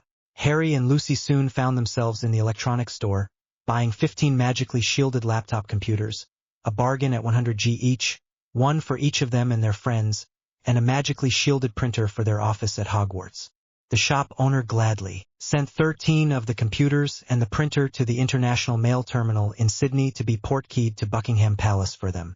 They spent another 3 hours exploring Verdict Alley, stopping for dinner at La Porchetta before their MLE escort informed them it was time to return to the railway station to continue their journey to Melbourne, where they would spend a couple of days before returning to Sydney to fly back to London. Location: CountryLink Melbourne XPT, near Glenrowan, Victoria, Australia, Earth. En route to Melbourne Southern Cross. Time: June 1994 CE. Once again Harry and Lucy were in a first-class compartment on an XPT thundering through the Australian countryside onwards to Southern Cross Station in Melbourne. They watched as the train passed the site of Australia's most famous bushranger, Ned Kelly's last stand. Both Harry and Lucy could barely see the old station and the Tourist Information Centre through the gloom of night, the lights inside having been extinguished not long after the stop in Wangaratta and the sun still not quite peeking over the horizon. There were still over 2 hours left until the train would reach Melbourne, but neither royal could sleep, and so they busied themselves playing cards as the train continued onwards towards the sunrise. Location: Southern Cross Railway Station, Melbourne, Victoria, Australia, Earth. Time: June 1994 CE. Harry and Lucy stepped off the XPT at 7:30 in the morning and collected their luggage from the front of the train as they walked out into the dull, gloomy morning of a wintry Melbourne day. The pair, along with chaperone Remus, were soon on a tram to visit the Queen Victoria Markets in Carlton, keen to make the most of their 3 days in Melbourne. Location: Queen Victoria Markets, Carlton, Victoria, Australia, Earth. Time: June 1994 CE. Harry had been to the bustling markets on the planet Shanshin. He'd been with the Doctor when he went on his 10th Incarnation's farewell tour. He'd been to a billion different places, but even he had to admit that it was amazing what you could find in a human market on Earth. So far, strolling around the markets with Lucy, Remus, and 2 Victorian State Magical Law Enforcement Patrol officers, he had spotted 6 aliens, a time-traveling cyborg time agent, and an Auton or Nestine duplicate. "Harry, look at this," Lucy called over to him, giggling as she showed him a white threadbare teddy bear in a green and silver woolen jumper. "It's a Draco Malfoy teddy bear." Harry couldn't contain a snort. Even though Draco was a friend, he acted pompous around other Slytherins, and Harry had to admit that the teddy looked a bit like Draco. Location: Kingsford Smith Airport, Sydney, New South Wales, Australia, Earth. Time: June 1994 CE. 4 days later, the young royals and their entourage were once again escorted across Kingsford Smith Airport by Chief Inspector Johnston and Senior Sergeant McAllister. This time back to the Royal Airbus A319.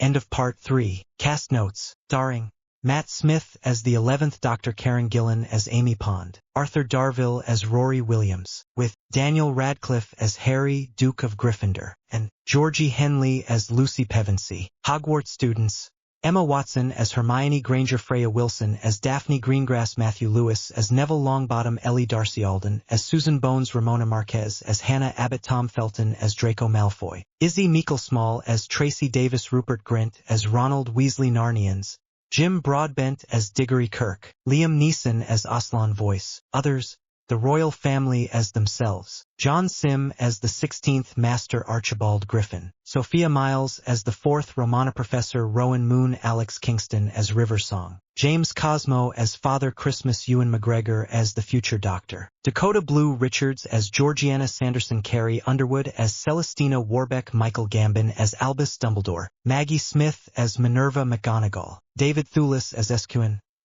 LDR, Remus Lupin, RAF John Barrowman as GP, Captain Jack Harkness, RAF Timothy Spall as Peter Pettigrew, Ralph Fiennes as Lord Voldemort Voice. Coming soon Part 4. Calyx Pugils. Of Weddings and Friendships, Harry Potter and A Harry Potter Chronicles of Narnia Doctor Who fanfic by Dr. B. 1993. Chapter 31 of Weddings and Friendships. And his name is the Doctor. He has saved your lives so many times and you never even knew he was there. He never stops. He never stays. He never asks to be thanked. But I've seen him, I know him, I love him, and I know what he can do. Martha Jones, Last of the Time Lords. Location: Harry's TARDIS. Time: unspecified. So where are we going this time, my lord? Lucy asked coquettishly, batting her eyelids before bursting into a fit of giggles. Well, my dear. Harry started sounding for all the world like Professor Dumbledore. I think we need a bit of relaxation, so we're going somewhere perfect for relaxation, the most relaxing place in the universe. Harry finished as he threw one final lever and the TARDIS took flight towards their destination. Location: the Eye of Orion. Time: unknown. Post-time war. The pure tranquility of the Eye of Orion was broken temporarily by the wheezing and groaning of Harry's TARDIS as it pushed the dimensions aside, landed itself, then pulled them back together. Lucy stepped out the door of the vintage wardrobe-shaped TARDIS and instantly felt the tranquility in the air.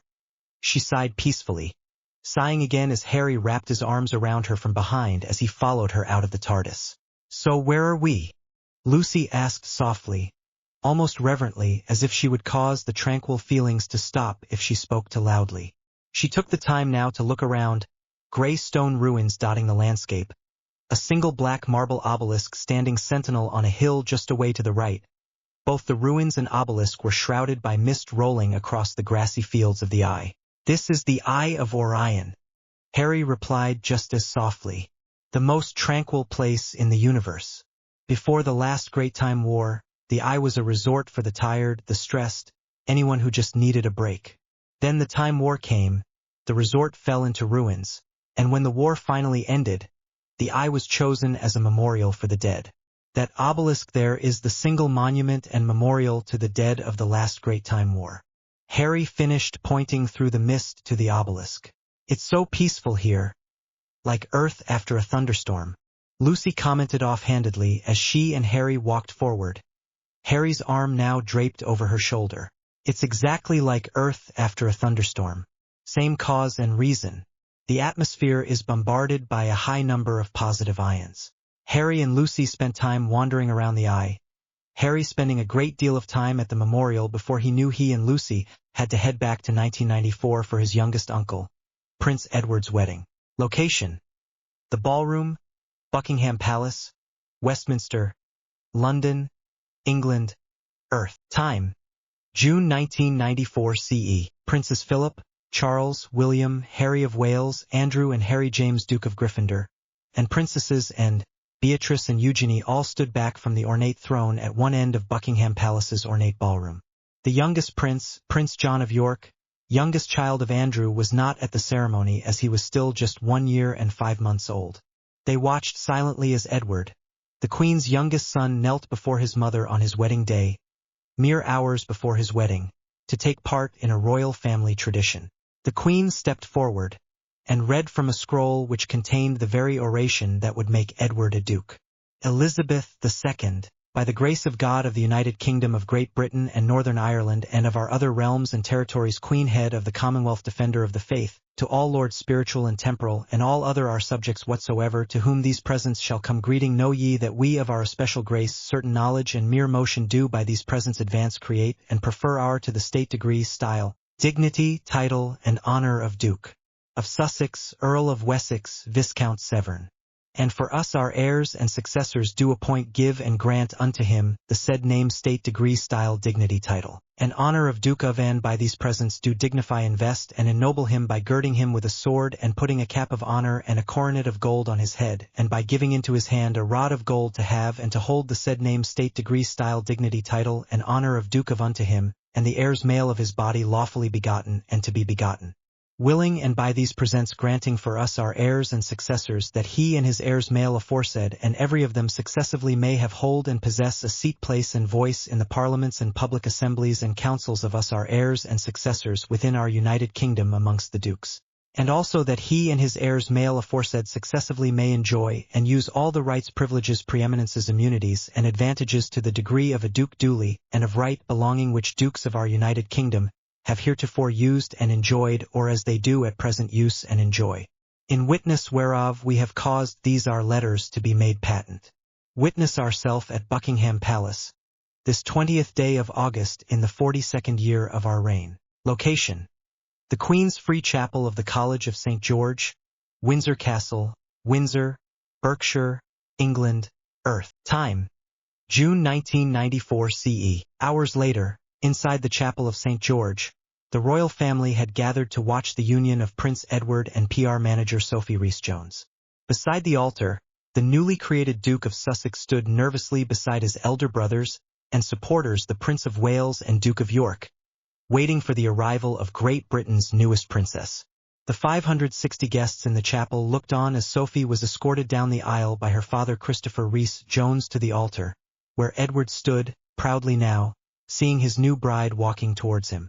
Closer to the front of the chapel, the Queen and Prince Philip sat, watching the proceedings with deference, while behind them was Queen Elizabeth, the Queen Mother, and Princess Royal, her 2 children Zara and Peter Phillips, Sophie, Duchess of York, Diana, Princess of Wales, the Princess Margaret, Countess of Snowdon, Princes William and Harry of Wales, Prince James, Duke of Gryffindor, Lucy, Duchess of Gryffindor, and the Princesses Beatrice and Eugenie of York, Beatrice supporting her 1-year-old brother Prince John of York on her lap.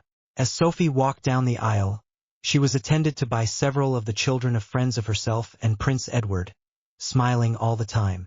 Location: Buckingham Palace, Westminster, London, England, Earth. Time: June 1994 CE. Days later, the new Duke and Duchess of Sussex were away on honeymoon, and Harry and Lucy were entertaining Harry's young cousins, Beatrice, Eugenie, and John. Beatrice and Eugenie were gleefully trying to teach an almost clueless Harry how to play patty cake and Miss Mary Mac, both of them giggling every time he made a mistake. Lucy sat off to the side slightly laughing heartily, and also bouncing baby John on her knee, cooing softly to him. "That's enough, Jeanie. Jamie needs his rest now," Lucy said to the young princesses as they tried to get Harry to give them piggyback rides. "Please, Cousin Lulu, please let Jamie play with me," Eugenie begged the 14-year-old Duchess of Gryffindor, shaking her arm, looking up at her with puppy dog eyes. "Oh, all right, but just for 5 more minutes," Lucy conceded with an overdramatic sigh as Bee and Jeanie cheered. Harry smiled at his bondmate as he bent down and allowed Jeanie then Bee to climb onto his back and enjoy a trip around the rather large playroom away from the best-known areas of the palace. After both young girls and the youngest prince had had their piggyback ride, the girls went back to playing with their dolls, and John went back to giggling at the silly faces Lucy was making. A crackle of thunder and lightning made them look up at the window.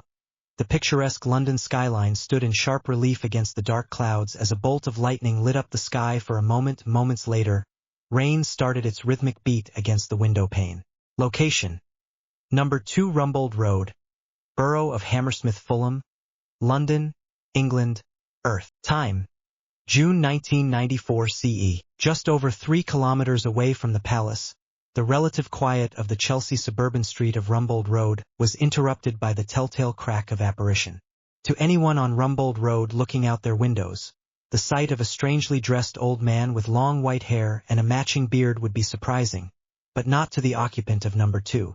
Newly promoted Master Auror John Dawlish, formerly of Hufflepuff House, looked out of the window of his townhouse and saw the old man standing there. He watched through the window as Albus Dumbledore strode to the front door, and the resounding click-click, click of the door knocker could be heard as Dawlish clambered out of his armchair and over to the entryway. "Come in, Albus, come in. You'd be here about my application, I assume?" Dawlish asked as he gestured Dumbledore through into the living room. Dumbledore took a seat on the lounge facing away from the hall before continuing. "Yes, I am, John. Our Muggle Studies professor from previous years has resigned, and Archibald Griffin, the defense professor, agreed to take over that class, leaving the defense post open, and you definitely have the most impressive application. As such, I would like to offer you the position of defense professor. If you accept, you will be required to attend a staff meeting in a week's time on the 31st of August. 25 minutes later, Dawlish had accepted the position and Dumbledore excused himself, having several more errands to run that day. Albus nodded once more before stepping out into the deluge, which had been growing steadily heavier over time. Heirs and Servants. Chapter 32, Heirs and Servants. It was once my job to think as dark wizards do, Karkaroff. Perhaps you remember? Barty Crouch Jr. as Alastor Moody, Harry Potter and the Goblet of Fire. Warner Brothers. Location: King's Cross Railway Station, Camden Islington, London, England, Earth. Time: September 1994 CE. Prince Andrew, Duke of York, carrying his son, Prince John, passed through the barrier onto the magical platform 9 and 3 quarters behind the group of young royals who were off to Hogwarts once again. He winced as his 2 daughters, Bee and Jeanie, who had begged to join him in seeing their cousins off, ran around at high speed, seriously testing out his mother's notice-me-not charms. As the Queen's second son peered through the smoke and steam on the platform for the rowdy royal brood, Bee reminisced privately about the times he had at Hogwarts, him, the Marauders, and his dear twin sister Lily. Andrew finally snapped out of it and caught up to his daughters, niece and nephews. Andrew, Bee, Jeanie and J-Pigeon watched as the Scarlet Hogwarts Express pulled away from the station, smiling as Jeanie called out to her cousins, "Bye Jamie, bye Lulu, bye Zarzar, bye Wills," running alongside the train for a few meters before stopping and waving wildly. Meanwhile, in their usual compartment, which was unofficially christened the Royal Compartment, Harry, Lucy, and Wills laughed uproariously at Zara's obvious annoyance at her second youngest cousin calling her Zarzar. "Come on, Zarzar," Harry started, pausing to snort before continuing. "Just remember great-grandma still calls grandmum Lilibet." "I know. But it's Zarzar, it's not like Zara is even that hard to say." Zara defended as the royals were as usual joined by Hermione, Neville, Susan, Daphne, Hannah, and Ginny. "Hey Zar." Ginny greeted her classmate, looking puzzled as Harry, Lucy, and Wills burst out laughing again. "What did I say?" she asked, getting no response from the cackling teens. Soon after the teens had settled down, they were joined by Will's best friend, the Nibarian beauty Kate Middleton, so dubbed by Will's father, mainly because it annoyed him no end, vehemently denying that he liked Kate in that way, who soon pulled Wills off to one side, heads together, both speaking rapid fire about each other's summers, neither noticing the smirks on Harry and Zara's face, nor the fact that Lucy was barely able to contain a giggle. Soon the group got settled into their various little conversations, Harry, Lucy, Susan, Daphne, and Hermione having an animated conversation about the Wisnigamote, Hannah and Neville about herbology, Zara and Ginny about classes, and goodness knows what Wills and Kate were talking about. Location: the Great Hall, Hogwarts School, near Aviemore, Scotland, Earth. Time: September 1994 CE. Welcome to another year at Hogwarts. Dumbledore's speech started after the new students had been sorted and the feast had come to an end. This year will be a year of change at Hogwarts in many ways. Firstly, and unfortunately, Professor and Mr. Pond have had to leave us to make time to spend enjoying simpler pleasures.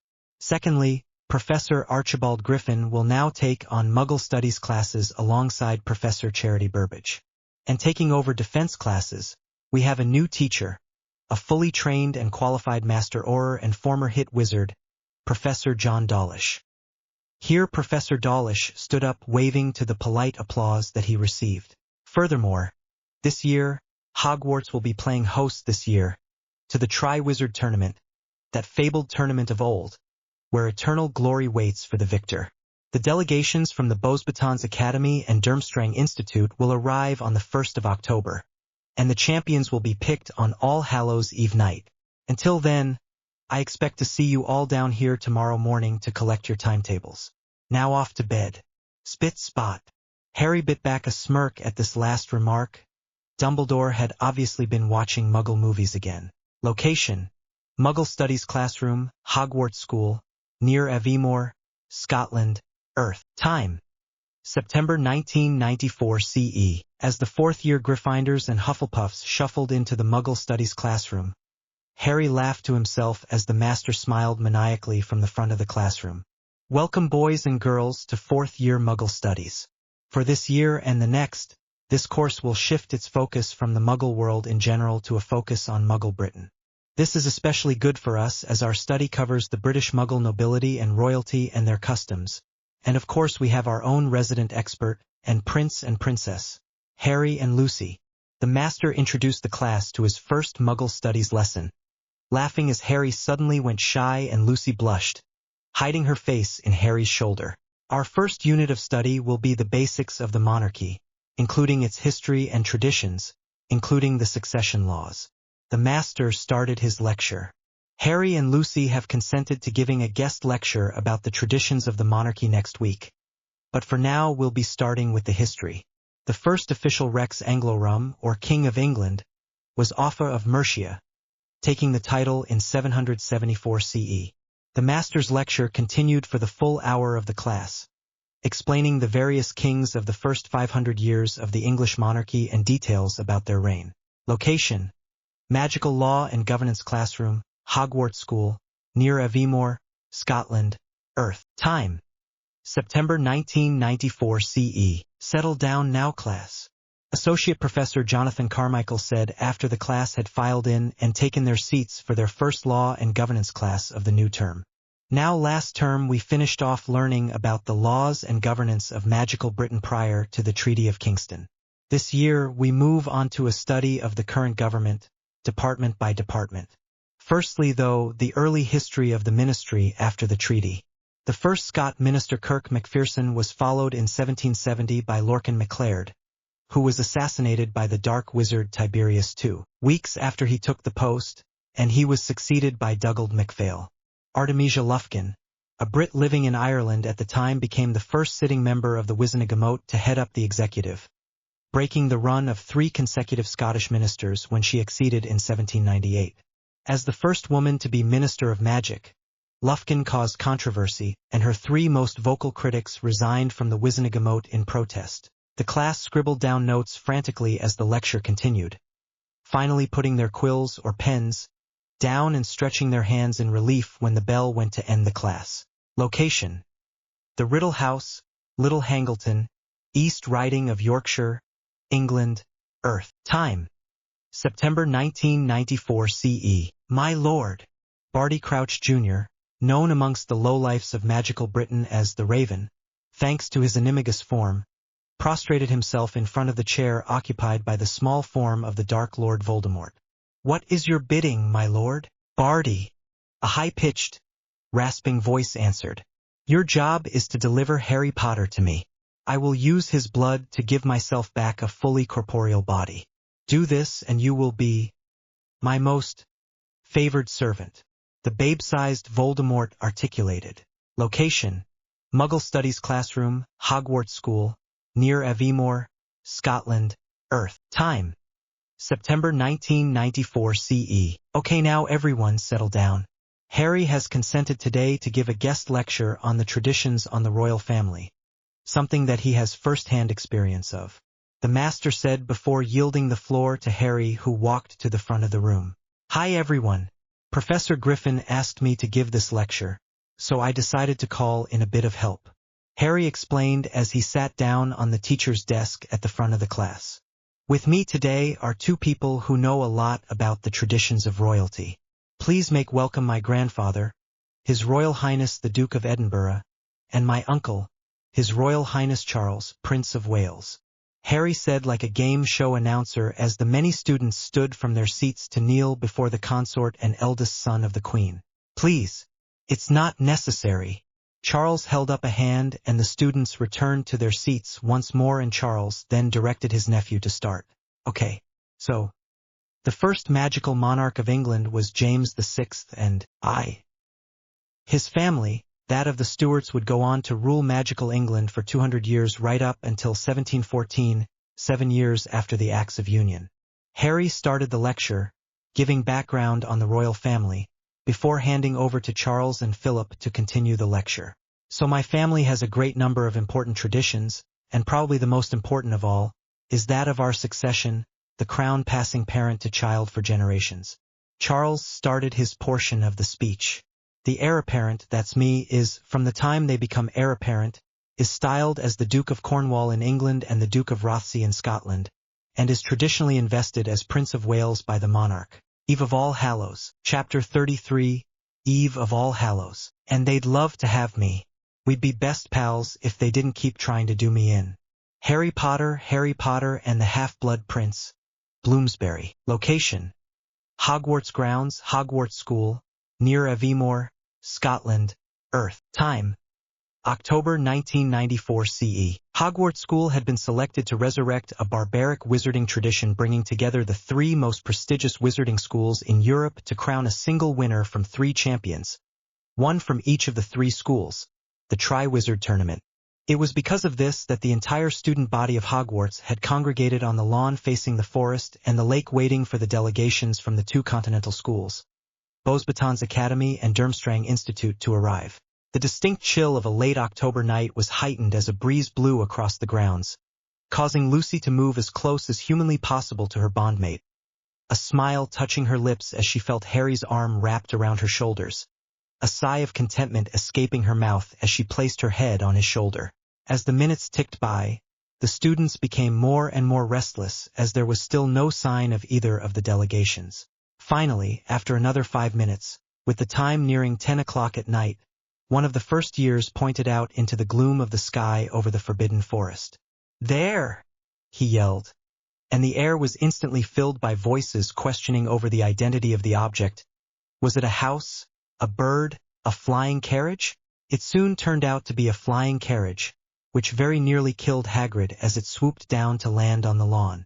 17 haughty French teenagers stepped out of the carriages, followed by the largest woman that Harry and Lucy had even seen on Earth, Lucy having of course encountered giantesses and the part-Gin white bitch, which while in Narnia. Please welcome our French friends, the lovely students of Beauxbatons Academy of Magic, Dumbledore said with a flourish as all the Hogwarts students clapped politely. Madame Maxime, a pleasure as always, Dumbledore added, somehow managing to kiss the giant woman on both cheeks in greeting. Would you like to wait for Igor with us? Or perhaps go inside and warm up a trifle? Maxime looked around at her students before gesturing expansively to the door. We shall warm up, I think. Dumbledore nodded and Maxime led her students through the doors and into the castle.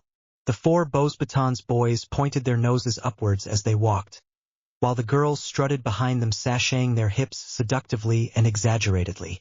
Harry saw Ron's mouth wide open, drool dripping off his chin, before Harry rolled his eyes, looking down at his gorgeous bondmate smiling down at her, before looking out to the grounds once again, tightening his arm around her shoulders, never seeing the soft smile or light blush that graced Lucy's face. This time, mere minutes passed before a faint gurgling sound drew everyone's attention out to the wide expanse of the Black Lake as a large ship suddenly shot up from the depths in the middle of the lake, magical ships being much more like submarines than the sailing ships that they looked like. As Lucy gazed out over the ship, she noted that it looked like a very Narnian ship. Not like the Splendor Hyaline that she and her siblings had sailed on in the Golden Age, but more like the Dawn Treader, a ship she had very fond memories of. She resisted the urge to yell out for Narnia, which would have gotten more than a few strange looks. Harry gestured to her, and her eyes followed his finger to see 4 boats, 5 occupants in each, now rowing towards the banks of the lake. All of Hogwarts watched as the 20 occupants, 5 staff and 15 students literally marched up from the lake to the assembly of Hogwarts denizens. As they came closer, the group of students was easily recognizable as having just 2 women, clad just as the men were in a blood red, or was it claret, uniform covered by a large, bulky, brown fur coat. Dumbledore once again turned the showman as he announced, "And now, students, please welcome our friends from the north, the proud sons and daughters of the Durmstrang Institute of Magic." Dumbledore then moved to meet the High Master with a manly embrace, then a warm 2-handed handshake. "Igor, it has been too long." Dumbledore gestured everyone inside, first the Durmstrang students and staff, then those of Hogwarts. Everyone filed through into the Great Hall, Beauxbatons sitting at an extended Ravenclaw table, Durmstrang at an extended Slytherin table.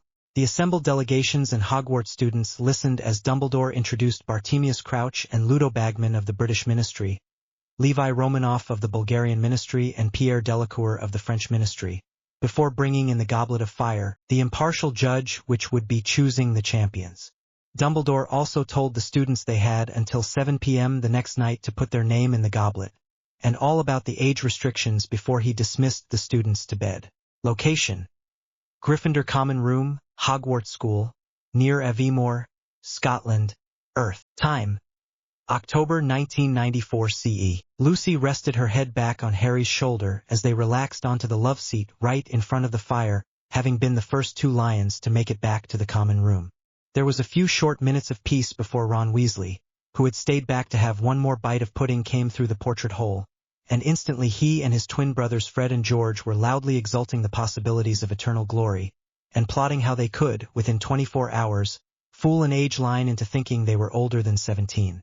Harry shook his head, and for the first time in a while, he and Lucy were able to have a mental conversation. "Weasley really annoys me sometimes." Lucy's mental voice rang through Harry's head. "Try sharing a dorm with him. I mean, he's okay, but really, you can only talk about Quidditch so much." "Our mental link seems to be strengthening. We haven't been able to speak like this too much for months." Harry answered back, still silently. "Yeah, if it's getting stronger, it's gonna make things much easier. Just think. We can abuse that Slytherin bint Parkinson that called Daphne SLUT just 'cause Draco hangs around with Daph and us more than her, and we can't get in trouble for it," Lucy added, with the mental equivalent of an impish grin. Harry mentally snorted before scolding, Language, Lou. And we can encourage each other at Quidditch again without having to yell. While the soul-bonded couple had their mental conversation, everyone else in the common room simply thought the pair were enjoying just being together, until Ron Weasley shoved his size 10 foot in his size 12 mouth. Will you two stop with the lovey-dovey in the common room for once? Harry had his wand out quickly but was surprised when Lucy beat him to it. Langlock, she cried as she turned to face Ron, her wand pointing towards the sometimes callous boy, who immediately found that he couldn't speak properly, his tongue glued to the roof of his mouth. I shall be lovey-dovey whenever I want, wherever I want. Is that clear, Ronald? Lucy asked the now shaking redhead, who could only nod feebly. Good. Now I'm off. Night all. Night, Harry, she added, kissing him on the cheek before winking and grinning impishly at him, then skipping off to her dorm, leaving Harry to the horde of teasing boys. Location: the Great Hall, Hogwarts School, near Aviemore, Scotland, Earth. Time: October 1994 CE. Near midnight, a man clad all in black slipped into the Great Hall holding a scrap of parchment in his hand. Transforming into a raven mid-step, the Animagus flew across the age line, flying over the goblet, dropping the scrap of parchment within. Transforming back into a man, the unknown Animagus cast a complex charm on the goblet before once again slipping out the hall, stealing away to one of the upper windows where he could escape the castle in his raven form. Once again, the three schools were assembled in the hall, which had been set out so that the goblet was in the very center of the room with a large walkway through the middle of the hall. The students were all in little groups chattering excitedly. Susan and Hannah were telling their group of friends that Cedric Diggory had put his name in, greeted by soft cheers. Hermione added that Peter Phillips, Harry's cousin and Zara's older brother, had put his name in more soft cheers.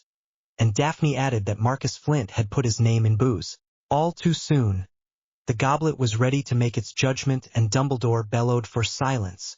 When your name is called, champions, you will walk down to the end of the hall and through that door over there behind the high table. But first, could we have our ministry representatives through first to prepare to receive the champions? After this the hall was silent, and after a moment, the flames within the goblet flashed red and an ornately folded piece of parchment was flung out and floated down to land in Dumbledore's hand. Dumbledore put on his most regal voice, the one Harry and his friends recognized as that he used at Wizengamot meetings, and announced, the champion for Beauxbatons is Fleur Delacour. As the words left his mouth, the Beauxbatons students erupted in cheers, although two of the girls burst into tears, while a third, who seemed to be impossibly beautiful, at least if Ron's reaction was anything to go on, or Draco's as he was elbowed by Daphne, stood up and walked down the prescribed path and out of the hall, almost as if the goblet itself had a sense of theatrics. It waited until all the chatter had died down before the process was repeated again, a roughly ripped piece of parchment floating down this time. The champion for Durmstrang, Victor Krum, Dumbledore announced. Krum, Krum, Krum, Krum, Krum, Caruem, came the chant from the Durmstrang students, growing ever louder as Victor stood and followed in Fleur's footsteps into the side chamber. Once again the chatter died down before another tongue of flame deposited a scroll of parchment in Dumbledore's hand, who unrolled it and announced, and the Hogwarts champion, Mr. Cedric Diggory. The hall erupted as the popular Hufflepuff, who had only just missed out on the head boy position to Peter Phillips, stood and made his way down to the side chamber, stopping to shake Professor Dumbledore's hand. Well, there you have it. Dumbledore started winding up the ceremony. 3 champions who will vie for the prize, the Triwizard Cup. Here Dumbledore pointed at a cloth-covered object at the end of the hall, wandlessly banishing the cloth. 1,000 galleons in prize money and eternal glory. And then, to the astonishment of everyone, another red tongue of flame shot out of the goblet and, by reflex, Dumbledore caught the parchment and read the name aloud. Harry Potter Windsor. Harry Potter Windsor. Welcome now, Harry, through the door, Dumbledore added when Harry didn't seem inclined to move, finally being pushed up by Hermione. I didn't put my name in, Lou. I wouldn't. Harry sent to Lucy as he looked back at her wistfully before doing as Dumbledore asked and walking into the side chamber. I know you didn't, Harry, and so do our friends. Even Draco doesn't think you did. He just said so. Lucy replied, making Harry feel just a little bit better. Location: Hogwarts Lake, Hogwarts School, near Aviemore, Scotland, Earth. Time: November 1994 CE. Harry had woken very early and wandered down to the lake, not wanting to face the school, having enough of both the exultations and the scorn the night before, and that was just his own house. He mused alone under his favorite willow tree about what had happened, how he had met Pierre Delacour once again, learning that his daughter, Fleur, was the Beauxbatons champion, and how he had been informed that he had no choice to compete. He was incensed when he had been informed that he would know nothing of the first task until the 24th of November, the day of the task. Harry was broken out of his musings by a rustling which drew his attention to the overhanging leaves, bringing a slight smile to his face as he saw Lucy, radiant smile on her face as always, carrying a picnic basket. I went down to the kitchens and I had the elves. There are actually elves here. Anyway, I had the elves make us a picnic breakfast.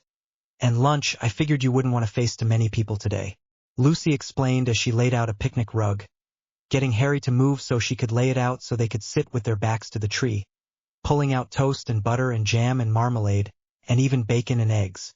She then pulled out orange juice for Harry, and much to Harry's surprise, a cup and saucer, teapot and milk pitcher for herself. I love magic, Harry muttered as he poured out a glass of orange juice and placed it down in the grass, buttering his toast, taking a bite, smiling as he watched Lucy go through her morning routine, pouring her tea, adding milk and sugar, taking a sip and sighing appreciatively, and only then did she spread her toast with butter and orange marmalade before taking a bite. The bonded couple sat in silence, eating their breakfast, not needing to speak, just enjoying the sweet silence. Triwizard 1 Diplomacy W Dragons. Chapter 34. Triwizard Task 1 Diplomacy with Dragons. Come on, Harry. They're seriously misunderstood creatures. Although, I have to admit, that Horntail is a right nasty piece of work.